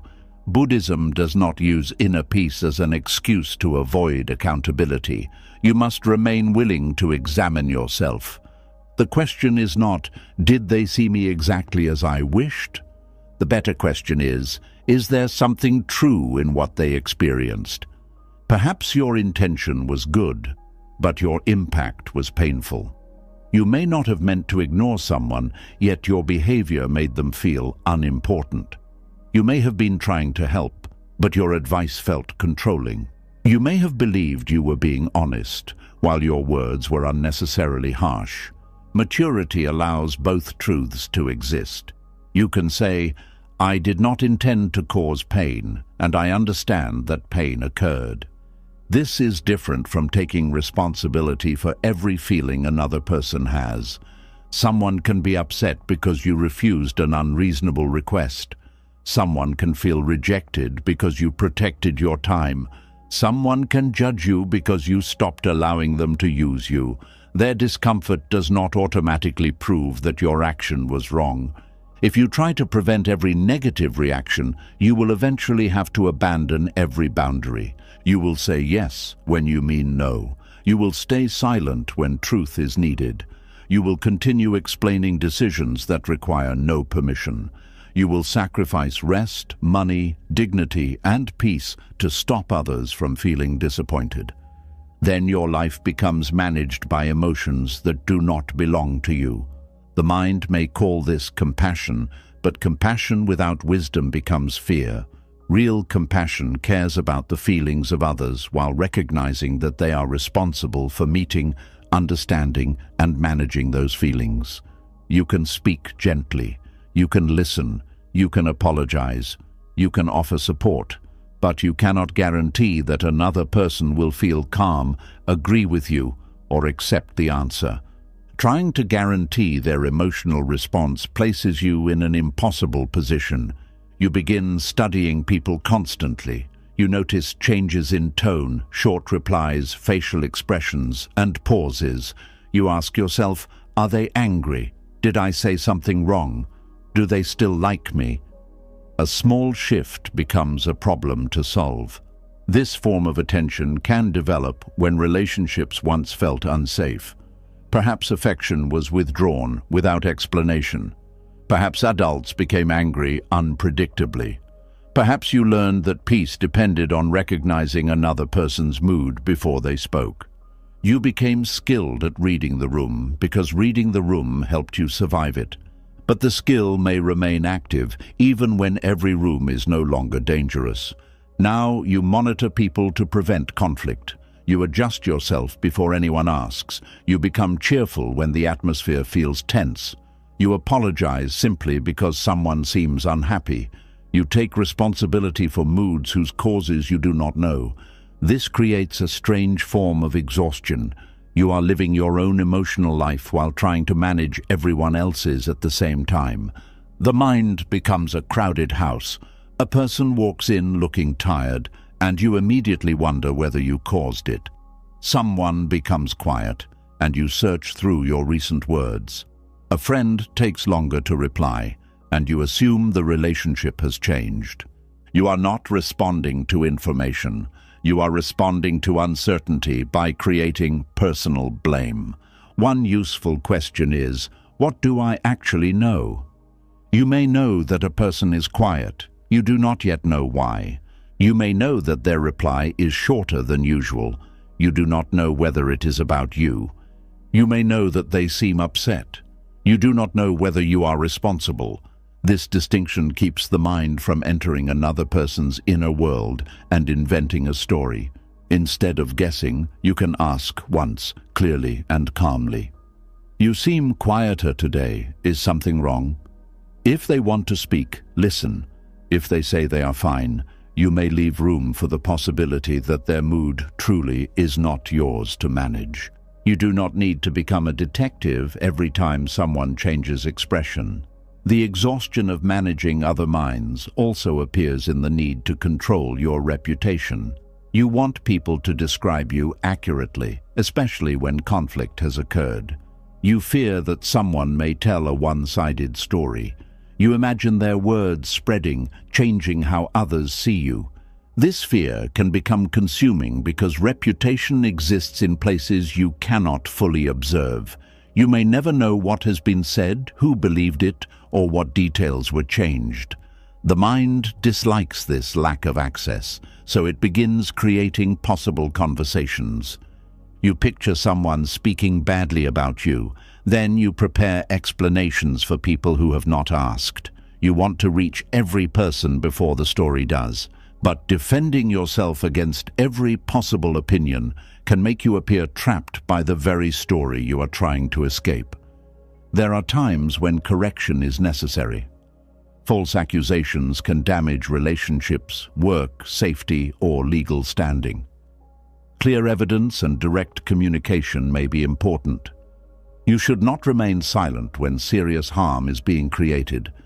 But many judgments do not require a campaign. Some people will hold an incomplete view of you. Some will prefer a story that protects their loyalty to someone else. Some will judge a single moment without knowing your whole life. Some will believe what confirms what they already wanted to believe. You cannot visit every mind and clean the image it holds. Buddhism points you back toward conduct. Instead of spending all your energy managing the stories people tell, live in a way that creates a steady pattern over time. One accusation may be loud, but character is revealed through repeated action. People who know you deeply will have more than one moment to consider. Those who do not know you may form opinions with little evidence. Their distance limits the value of their judgment. You do not need to hand strangers authority over your identity. This does not mean reputation has no importance. Human life is social. Trust matters. Your actions affect how others experience you. But a reputation should be influenced through integrity, not controlled through performance. When you perform for reputation, every action becomes strategic. You help, so people will see you as generous. You remain quiet, so no one calls you difficult. You display happiness, so others will think your life is successful.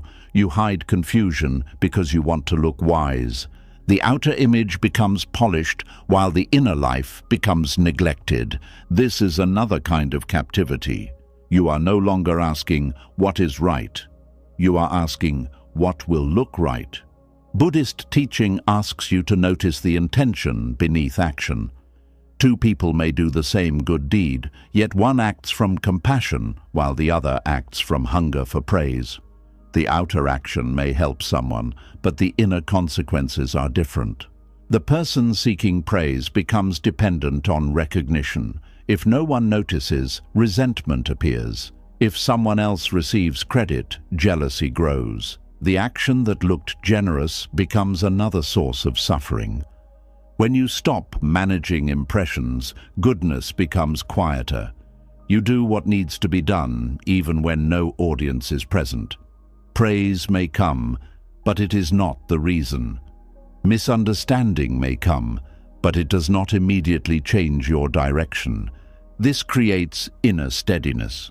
Another exhausting effort is trying to control how people remember the past. After a disagreement, you may want both sides to agree on what happened. You explain the order of events, the exact words, and what came first. The other person remembers it differently. You may feel that if their version remains uncorrected, truth itself has been lost. Memory is less exact than the mind wants to believe. People do not store complete recordings. They remember selected details, emotional impressions, and meanings. A person may sincerely remember an event in a way that conflicts with your memory. This does not mean all versions are equally accurate. Evidence may clearly support one account. People also distort memory to avoid responsibility. But not every difference is a deliberate lie. The demand for complete agreement about the past can trap relationships in endless debate. You say, that is not what happened. They say, that is how I remember it. The conversation repeats because each person believes peace requires the other to surrender their memory. Sometimes progress begins when both people speak about impact rather than trying to win control over the historical record. I remember it differently, but I understand that this is how the moment affected you. This sentence does not admit something false. It acknowledges the reality of another person's experience. Where facts matter, clarify them. Where only perfect agreement is being demanded, notice the cost. You may not need another person to remember everything as you do in order to decide what happens next. A relationship can change because trust has weakened, even if both sides disagree about the cause. A boundary can be placed because the present pattern is unhealthy, even if the past remains disputed. The mind often seeks agreement because it believes agreement will remove doubt. If the other person confirms your memory, you will feel sane, innocent, or justified. This is especially strong after manipulation or emotional harm. Someone may have denied events, changed stories, or accused you of being too sensitive. You may then become deeply dependent on external confirmation. In such cases, trustworthy support can be valuable. Written records, witnesses, therapy, and careful reflection may help restore clarity. But healing eventually requires the development of inner trust. You cannot spend the rest of your life needing the person who confused you to become the person who confirms you. They may never provide that. The ability to trust your own carefully examined experience becomes essential. This is not blind certainty. You remain open to correction, but you stop allowing another person's confidence to erase your perception automatically. Managing other people's minds also appears through constant explanation. Some people feel guilty whenever they make a choice that others may dislike. They provide long reasons for a simple decision. I cannot come because I have been tired, work has been difficult, I have several things to finish, and I hope you know I still care. The explanation may be honest, but beneath it is often a request. Please do not judge me. You are not only communicating a decision, you are trying to control how the decision will be interpreted. A clear statement may be enough. I cannot come this time, but thank you for inviting me. The other person may still feel disappointed. That disappointment is survivable. Over-explaining often teaches people that your boundaries are open to debate. The more reasons you give, the more material they have to challenge. You said you were tired, but you can rest later. You said you had work, but it can wait. Now you feel pressure to produce a reason they cannot argue with. But a boundary does not require a perfect legal defense. You can remain kind without placing your decision before a court. This is particularly important for people who were taught that saying no is selfish. They believe every refusal must be justified by an emergency. Ordinary limits do not seem acceptable, yet a life without ordinary limits eventually creates an emergency. You become exhausted, resentful, and emotionally unavailable because you kept trying to protect everyone from the discomfort of hearing no. Buddhism values compassion, but compassion includes the truth of your own condition. You are also a living being deserving care. Your energy is not endless. Your time cannot be given twice. Your body has limits. You do not need to become uncaring. You need to stop making kindness dependent on self-erasure. Another burden appears when you try to make everyone understand your pain. After being hurt, you may tell your story, hoping that someone will finally recognize its seriousness. When they respond poorly, the original wound deepens. Perhaps they offer quick advice. Perhaps they compare it with their own experience. Perhaps they say you should be over it. You leave the conversation feeling even more alone. Not everyone has the capacity to hold every truth. Some people become uncomfortable around grief. Some have never learned how to listen without fixing. Some protect themselves from your pain because it awakens their own. Their limited response does not measure the importance of what you carry. Choose carefully where you place vulnerable truths. Openness is not the same as giving everyone access to your deepest pain. Wisdom asks whether the listener has shown patience, care, privacy, and emotional maturity. You may have spent years trying to receive understanding from someone who repeatedly shows that they cannot offer it. The effort becomes a form of self-abandonment. Each new explanation places the wound back into the hands of a person who has already mishandled it. At some point, acceptance may sound like this. I still wish you understood, but I will no longer depend on your understanding to honor what I experienced. This is a powerful release. It does not make the relationship close. In fact, it may reveal the true distance. But clarity is less exhausting than repeatedly begging at a closed door. The desire to control response also affects apologies. You may apologize sincerely, then watch the other person carefully. You want them to soften, forgive, reassure you, or restore the relationship. When they remain angry, you feel that the apology failed. But an apology is not a tool for producing forgiveness. It is an act of responsibility. A complete apology names the harm, accepts your part, expresses regret, and shows what will change. After that, the other person decides what they can offer. They may need time, they may forgive, but not restore closeness. They may accept the apology, but maintain a boundary.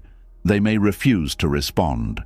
If your apology demands a particular reaction, it still contains control. You may say, "I apologized. What else do you want?" This turns the apology into a payment and forgiveness into a debt. Buddhist practice asks you to release ownership of the result. You repair what you can because repair is right. Then you accept that trust belongs to the person who was hurt. The reverse is also true. Someone may apologize to you, but you may not feel ready to forgive. They may pressure you, saying they have changed or suffered enough. Their discomfort does not create an obligation within your heart. You can recognize their effort without pretending that trust has returned. You can wish them well without allowing the same access. You can forgive inwardly and still remain distant. No one can command the timing of another person's healing. The effort to manage other minds often includes wanting to be remembered in a certain way. You hope people will see you as kind, strong, loyal, successful, or wise. You may fear that one failure will erase everything else. This fear becomes stronger with age. You may think about what children, friends, or colleagues will say when you are gone. You want your life to form a clear and respectable story. There is value in considering the legacy of your actions. It can guide you toward generosity and truth. But legacy becomes another burden when you try to control the final meaning others will give your life. Different people will remember different versions of you. One person may remember your sacrifice. Another may remember the moment you were absent. One may admire your discipline. Another may have experienced it as strictness. These memories can exist together. You are not a single image. A human life touches people in different ways. You can listen when harm is named, make repair where possible, and live with greater awareness. But you cannot create one perfect conclusion in every mind. Your task is not to become impossible to criticize. Your task is to live more consciously while you are here. Trying to be loved by everyone can also weaken genuine connection. When you constantly adjust yourself to match each person, others may like the version you present, but you never feel truly known. Their approval does not satisfy you because you are unsure whether they would approve of the unedited self. This creates loneliness in the middle of social acceptance. You may be praised as easygoing while hiding anger, admired as strong while never asking for help, loved as generous while secretly feeling depleted. The image receives affection, but the person remains hungry. Authentic connection requires the risk of being seen. This does not mean revealing everything to everyone. It means allowing trustworthy people to meet a version of you that is not perfectly managed. You admit uncertainty. You express a need. You disagree respectfully. You let them see that you are not always calm, helpful, or certain. Some people may move away. Their departure can hurt, but it also reveals what the relationship required from you. If closeness depends on constant performance, it is not fully safe closeness. Buddhist teaching about non-attachment does not ask you to become indifferent to belonging. It asks you not to build identity entirely from the reflections other people provide. When you look only into others for proof of who you are, your sense of self changes with every face. Praise makes you larger. Criticism makes you smaller. Attention gives you existence. Silence removes it.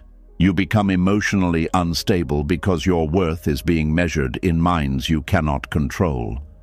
The practice is to return to direct knowledge.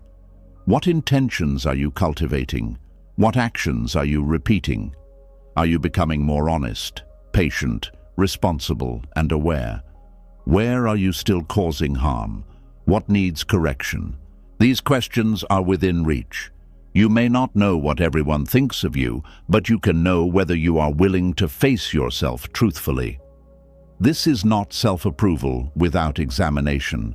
It is inner accountability. A person who depends only on praise may avoid difficult truths. A person who depends only on criticism may become cruel toward themselves. Inner accountability listens to both without becoming owned by either. You can receive praise and ask, "Is this accurate, and can I remain humble?" You can receive criticism and ask, "Is there truth here, and what can I learn?" Then you release what is false, exaggerated, or designed to control you. Not every opinion deserves equal weight. The judgment of someone who barely knows you should not carry the same authority as the concern of someone who has observed your patterns with care. A stranger's comment is not equal to a trusted friend's honest feedback.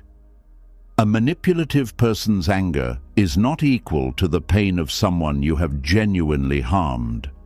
Wisdom learns to distinguish voices. Without this distinction, the mind becomes open to every passing judgment. One careless comment can ruin the day.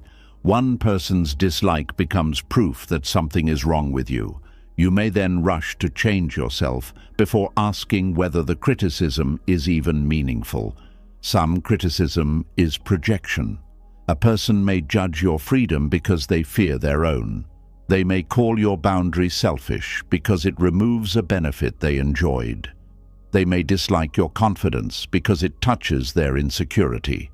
Understanding projection does not mean dismissing every negative opinion. It means refusing to assume that every opinion is a clear reflection of you. Other people do not only see you, they see themselves in relation to you. Their reaction may contain information about both. The exhaustion of managing minds can also appear when you try to keep peace between other people. You become the messenger, mediator, and emotional bridge. You explain one person to another, soften conflicts, and carry private complaints. At first, this may feel helpful, but over time, everyone's tension begins to live inside you. You become responsible for relationships you do not control. One family member tells you what another did. You defend both sides. You pass messages carefully, hoping no one becomes angry. When the conflict continues, you feel that you failed. But adults must eventually speak for themselves. You can support respectful conversation, clarify a misunderstanding when appropriate, or help in serious situations. Yet, repeatedly standing between people may prevent them from developing direct communication. It can also make you the place where everyone releases emotion without taking responsibility. The peacekeeper often carries anger that belongs to the whole group. Buddhist compassion includes allowing people to face the consequences of their communication. You do not have to repair every silence. You do not have to convince everyone to forgive. You do not have to become the safe place where no one changes. You can say, "This is something you need to discuss directly with them." That sentence may disappoint people who relied on your emotional labor. Their disappointment does not mean the boundary is unkind. You are returning responsibility to its owner. Another form of managing minds is constantly trying to prevent someone from worrying about you. You hide struggles, pain, illness, or financial difficulty because you do not want family members to feel concerned. This may come from love, but secrecy can create distance. You carry everything alone while others believe you do not trust them. You may say, "I am protecting them." Sometimes limited disclosure is wise. Not everyone needs every detail. But protecting people from all difficult truth can prevent real connection and shared responsibility. You are deciding what they can handle without allowing them to show you. The desire to control their worry may leave you unsupported. You do not need to release every burden without care, but you can allow trusted people to choose whether they want to stand beside you. Their concern may be part of love, not a problem you must eliminate. You cannot give people a relationship with you while controlling every feeling that relationship creates. Love includes joy, worry, frustration, tenderness, and fear of loss. To remove every difficult emotion would also remove part of its depth. The goal is not to make others feel nothing painful. It is to treat them honestly and with care. As this lesson deepens, you begin to see how much of your exhaustion came from invisible work. You were editing yourself, predicting responses, correcting memories, protecting reputations, calming moods, and trying to guide every interpretation. No one could see the full effort because most of it happened inside your mind. You may have believed that if you stopped, relationships would collapse. But some relationships may improve when you stop doing what belongs to others. People may learn to ask questions instead of expecting you to guess. They may learn to manage disappointment. They may speak directly. They may begin seeing a more honest version of you. Other relationships may weaken because they depended on your constant management. That loss can be painful, but it also reveals the true structure of the connection. You were not simply loved. You were performing a role. Releasing that role does not happen suddenly. The mind will still notice expressions, wonder what people think, and want to correct false impressions. The practice is not to become completely unconcerned. It is to recognize the boundary between influence and control. You can influence understanding through honest speech. You cannot control whether someone is willing to understand. You can influence trust through consistent action. You cannot control the speed at which trust returns. You can influence reputation through character. You cannot control every story told about you. You can influence a relationship by listening and caring. You cannot control another person's choice to stay. This boundary protects your energy. Before explaining again, ask, have I already said what is true and necessary? Before apologizing automatically, ask, did I cause harm, or am I only uncomfortable that someone is unhappy? Before changing yourself, ask, is this growth, or am I trying to prevent judgment? Before entering someone's conflict, ask, is this truly my responsibility? These questions interrupt the habit of carrying what belongs elsewhere. You may still choose to explain, apologize, adjust, or help, but the action will come from clarity rather than panic. That difference can be felt in the body. Panic rushes, clarity pauses. Panic produces too many words. Clarity says enough. Panic needs an immediate response. Clarity allows another person time. Panic tries to force peace. Clarity creates the conditions for honesty and accepts what follows. One of the deepest freedoms is allowing someone to misunderstand you after you have made a sincere effort to communicate. This does not feel like freedom at first. It may feel like loss. You are releasing your ability to control the ending of the conversation. But some conversations have no ending that satisfies both sides. The other person may need you to be wrong so they can avoid looking at themselves. They may need to simplify you into a villain or disappointment. You cannot destroy yourself trying to become acceptable within a story built to exclude your truth. At some point, silence becomes wiser than repetition. You can say, I have explained my position honestly. I understand that you see it differently. Then stop. Stopping does not mean you lacked a better argument. It means you recognize that understanding cannot be forced. This is where peace begins to separate from approval. You may still wish the relationship were different. You may still feel sadness, yet you no longer make inner stability wait outside another person's mind. You bring it home. You live according to what you have examined carefully. You repair what is yours. You release what is not. You allow people to carry their own interpretations without treating every interpretation as a command. The burden begins to fall because you finally accept a simple truth. Other people's minds are not your home to organize. You may be welcomed into them through trust, conversation, and love. You may influence them through your presence, but you cannot rearrange every memory, remove every judgment, or control every response. No human being can carry that responsibility. When you stop trying, you do not become selfish. You become available for a more honest form of relationship. You listen without trying to produce a perfect reaction. You speak without performing. You care without taking ownership of another person's feelings.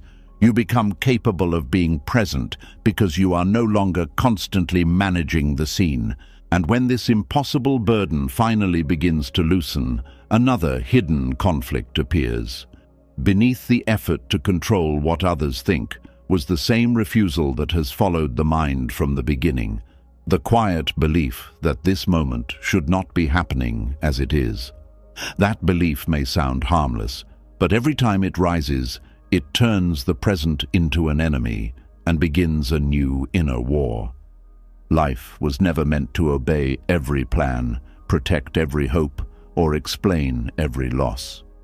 Buddhism teaches that much of our exhaustion comes not only from what happens, but from the mind's endless demand that reality should have happened differently. We suffer when preferences become demands, when goodness becomes a bargain for protection, when fear hides behind control, when the past is endlessly rewritten, and when we carry the impossible burden of managing what other people think about us. Peace begins when that struggle ends. You can still care, plan, love, work, speak, and protect what matters without demanding complete control over the result.